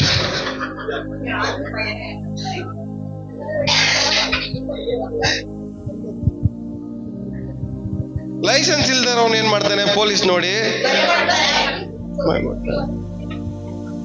ಏನಕ್ಕೆ? ಭಯ. ಗೊತ್ತು ಸಿಗಾಕೊಂತಾರೆ ಅಂತ ಭಯ. ಸಿಗಾಕೊಂತಾರೆ ಅಂತ ಗೊತ್ತಾದ್ಮೇಲೂ ಏನಕ್ಕೆ ಅವ್ರು ಒಳ್ಳೇದ್ ಮಾಡಲ್ಲ? ಅಲ್ಲ, ಲೈಸೆನ್ಸ್ ಪೊಲೀಸ್ ನೋಡಿ ಸಿಗಾಕೊಂಬೋದು ಅಂತ ಗೊತ್ತಾಗುತ್ತೆ. ಸುಳ್ಳು ಹೇಳಿ ಸಿಗಾಕೊಂಬೋದು ಅಂತ ಏನಕ್ಕೆ ಅನ್ಕೊಳ್ಳಲ್ಲ ನೀವು? ಮೋಸ ಮಾಡಿ ಸಿಗಾಕೊಂಬೋದು ಏನೇನು ಅನ್ಕೊಳ್ಳಲ್ಲ? ಬೇರೆಯವ್ರ ಬಗ್ಗೆ ಕತೆ ಮಾತಾಡಿ ಒಂದ್ ದಿವಸ ನಾನು ಸಿಗಾಕೊಳ್ಳಲ್ಲ ಅಂತ ಏನ್ ಗ್ಯಾರಂಟಿ ಅಂತ ಏನಕ್ಕೆ ಅನ್ಕೊಳ್ಳಲ್ಲ ನೀವು? ಅಂದ್ರೆ ಬಹಿರಂಗವಾಗಿರುವಂತ ತಪ್ಪುಗಳೆಲ್ಲ ಭಯ ಪಡ್ತೀವಿ, ಗೊತ್ತಾಗ್ಬಿಡುತ್ತೆ ಅಂತ. ಆದ್ರೆ ನೀವು ಅಂತರಂಗದಲ್ಲಿ ಮಾಡುವಂತ ತಪ್ಪುಗಳು ಗೊತ್ತಾಗತ್ತೆ ಅಂತ ಯಾಕೆ ಅನ್ಕೊಳ್ಳಲ್ಲ? ನೀವು ಸುಳ್ಳು ಹೇಳಿದ್ರೆ ಒಂದ್ ದಿವಸ ಗೊತ್ತಾಗತ್ತೆ ಅನ್ನೋದು ಯಾಕೆ ನಿಮ್ಗೆ ಅರ್ಥ ಆಗಲ್ಲ?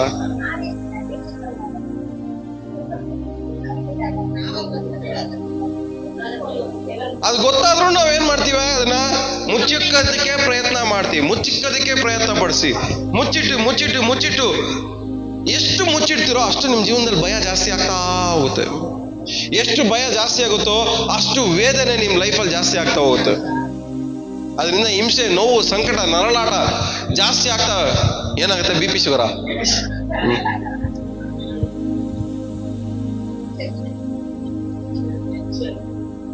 ಭಯ. ಅವನ್ ತಪ್ಪು ಮಾಡಿದ್ದಕ್ಕಿಂತ ತಪ್ಪು ಮಾಡಿದ್ದು ಹೊರಗಡೆ ಗೊತ್ತಾಗ್ಬಿಡ್ತಲ್ಲ ಅನ್ನೋ ಟೆನ್ಷನ್ ಜಾಸ್ತಿ. ಅದರಿಂದ ನರಳಾಟ, ಆ ಭಯನ ಜಾಸ್ತಿ. ಹಂಗೆ ಮುಂದೆ ಹೋಗಿ.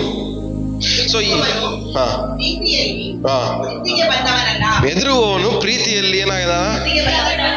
Maturity ಆದವನಲ್ಲ, mature ಆದವನಲ್ಲ. ಎದುರುವವನು ಪ್ರೀತಿಯಲ್ಲಿ ಮೆಚ್ಯೂರ್ ಆಗಿಲ್ಲ ಇನ್ನವನು, ಅಂದ್ರೆ ಪ್ರೀತಿಯನ್ನ ಅನುಭವಿಸಿಲ್ಲ ಇನ್ನವನು. ಅವನಿಗೆ ಪ್ರೀತಿಯ ಸುಖ ಏನಂತ ಗೊತ್ತಿಲ್ಲ, ಅವನಿಗೆ ಪ್ರೀತಿಯನ್ನ ಇನ್ನು ಅನುಭವಿಸೇ ಇಲ್ಲ. ಅವನು ಪ್ರೀತಿಯ ಟೇಸ್ಟ್ ಏನಂತ ಅವನಿಗೆ ಗೊತ್ತೇ ಇಲ್ಲ. ಎದುರುವವನಿಗೆ ಆ ಪ್ರೀತಿ ಏನಾಗಿಲ್ಲ, ಅವನಿಗೆ ಸಿದ್ಧಿಗೆ ಬಂದವನು. ಬಾಡಿ ಮಾತ್ರ 20 ವಯಸ್ಸರ ಇದೆ, ಆದ್ರೆ ಮೈಂಡ್ ಅಲ್ಲ, ತಲೆಯಲ್ಲಿ 10 ವಯಸ್ಸರನೇ ಇದೆ ಅವನಿಗೆ.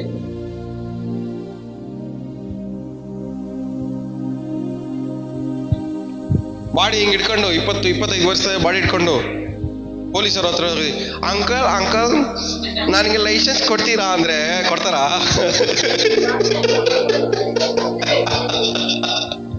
ಕೊಡ್ತಾರಾ? ಕೊಡಲ್ಲ. ಅದೇ ತರನೇ ಇದೂನು. ಅದೇನಂತೆ ಪ್ರೀತಿ. ಭಯ ಪಡುವವನು ಎದುರುವವನು ಪ್ರೀತಿಯಲ್ಲಿ ಸಿದ್ಧಿಗೆ ಬಂದವನಲ್ಲ. ನೋಡಕ್ ಮಾತ್ರ ಹೊರಗಡೆ ನಾವ್ ಹೆಂಗಿದೀವಿ?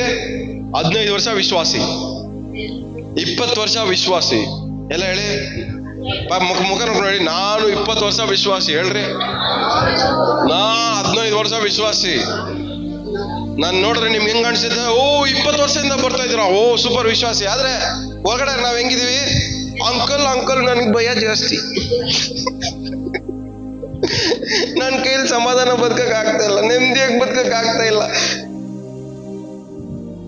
ನನ್ಗೆ ಅವ್ರಂದ್ರೆ ಭಯ, ನನ್ಗೆ ಇವ್ರಂದ್ರೆ ಭಯ, ನನ್ ಹಿಂಗ್ ಮಾಡಿದ್ರು ಹಿಂಗ. ನಾವು ಕತೆಗಳೇ ಮಾತಾಡೋದಾಗ್ಬಿಟ್ಟಿದೆ ಮಕ್ಕಳ ತರ. ಏನ್ ಮಾಡ್ತಾ ಇದೀವೋ ಏನ್ ಕತೆ ನಾವು? ಯಾರು ನೀವೆಲ್ಲ?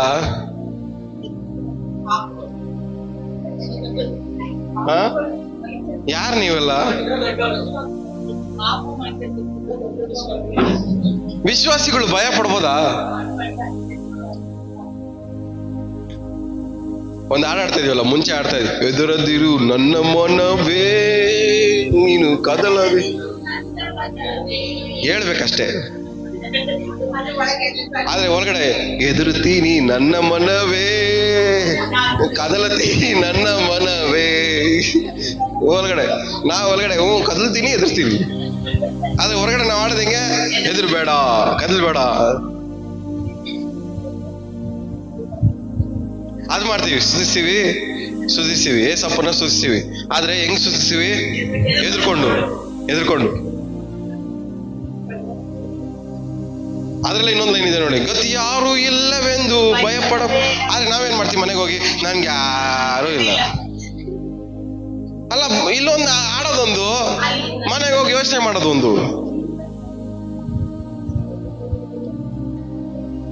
ಬಾಡ ಕಣಮ್ಮ, ಎಲ್ಲದಕ್ಕೂ ನಮ್ಗೆ ಬರ್ತದದು ಲೈನ್ಗಳು.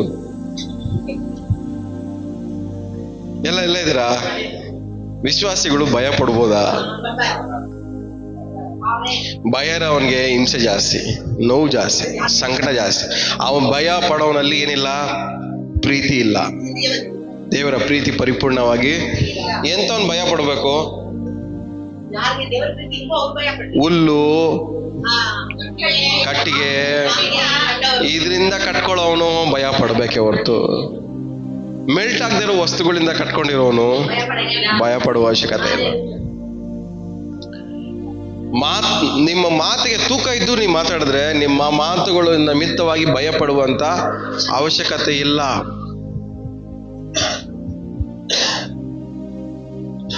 ಮಾತಾಡ್ರಿ, ತೂಕ ಇದ್ದು ಮಾತಾಡಿ. ಇವತ್ತೇನೋ ಮಾತಾಡ್ಬಿಡ್ತೀರಾ, ಮನೆಗೆ ಹೋಗಿ ಭಯ ಪಡ್ತಾ ಇರ್ತೆ, ಏನ್ ಅನ್ಕೊಂಡ್ಬಿಡ್ತಾರೋ ಏನೋ ಅಂತ. ಸೊ ಇವತ್ತು ನಾವು ಅರ್ಥ ಮಾಡ್ಕೊಬೇಕಾದ್ರಲ್ಲಿ ಒಂದೇ, ಭಯ ಇರೋನಲ್ಲಿ ದೇವರ ಪ್ರೀತಿ.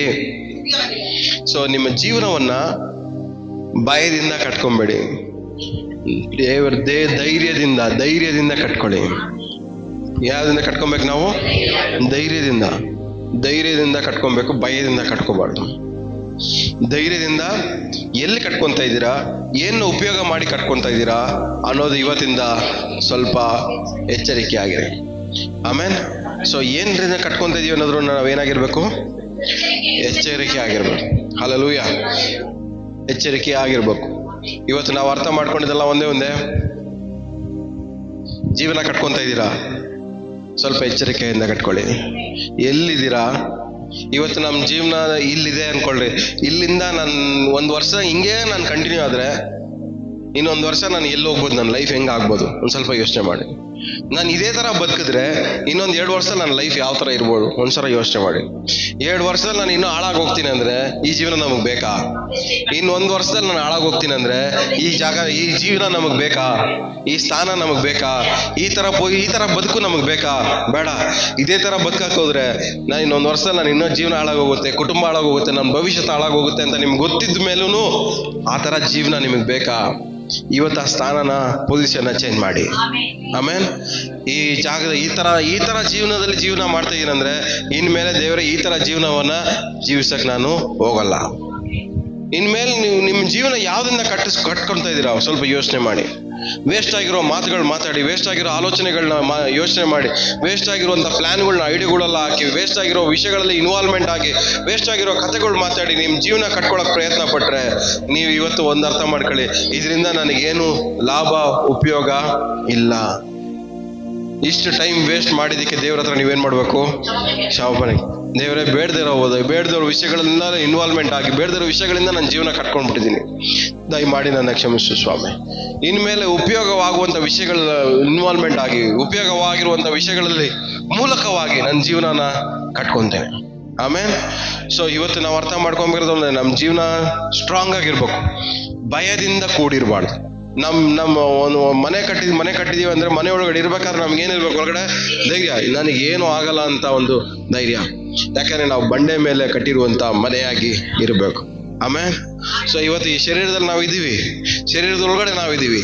ಈ ಶರೀರದೊಳಗಡೆ ಇರುವ ನಮಗೆ ಭಯ ಇರಬಾರ್ದು. ಯಾಕಂದ್ರೆ ಇಲ್ಲಿ ನನಗೆ ಧೈರ್ಯ ಇರಬೇಕು, ನನಗೇನು ಆಗಲ್ಲ. ಇವತ್ತು ನಾವು ಮಾಡಿರೋ ಕ್ರಿಯೆಗಳ ಕೆಲಸಗಳನ್ನ ಎಲ್ಲ ಕಂಪೇರ್ ಮಾಡ್ಕೊಂಡ್ರೆ ನಮಗೆ ಧೈರ್ಯ ಬರುತ್ತಾ? ಎಷ್ಟು ಮಾತಾಡಿದೀವಿ, ಎಷ್ಟು ಯೋಚನೆಗಳನ್ನ ಮಾಡಿದೀವಿ, ಎಷ್ಟೆಲ್ಲ ಕಿತಾಪತಿ ಕೆಲಸಗಳು ಮಾಡಿದೀವಿ, ಎಷ್ಟೆಲ್ಲ ತಂದೆಗೆ ತಮಾಷೆ ನೋಡಿದ್ವಿ, ಎಷ್ಟೆಲ್ಲ ಕಥೆಗಳು ಮಾತಾಡಿದೀವಿ. ಇದೆಲ್ಲ ಮಾತಾಡಿದ ಮೇಲೂ ನಮ್ಮ ಜೀವನ ಇನ್ನೂ ಸ್ಟ್ರಾಂಗ್ ಆಗಿ ಇರುತ್ತೆ ಅಂತ ನಾವು ಯೋಚನೆ ಮಾಡಿದ್ರೆ ನಮ್ಮಂತ ಮುಟ್ಟಾಳರು ಯಾರು ಇರಲ್ಲ. ಹಲ್ಲೆಲೂಯಾ. ಎಲ್ಲ ಇರೋ ಜಾಗದಲ್ಲೆಲ್ಲ ನಿಂತ್ಕೊಳ್ಳೋಣ, ನಮ್ಮ ಮನಸ್ಸನ್ನು ದೇವರ ಬಳಿಗೆ ಹೇಳ್ಕೊಳ್ಳೋಣ. ದೇವ್ರೇ, ನನ್ನ ಅಂತರಂಗವನ್ನು ಅರಿತಿರುವ ಆತನೇ, ನನ್ನನ್ನು ಕಾಣುವ ಆತನೇ, ಕಾಪಾಡುವ ಆತನೇ, ಕಾಯುವ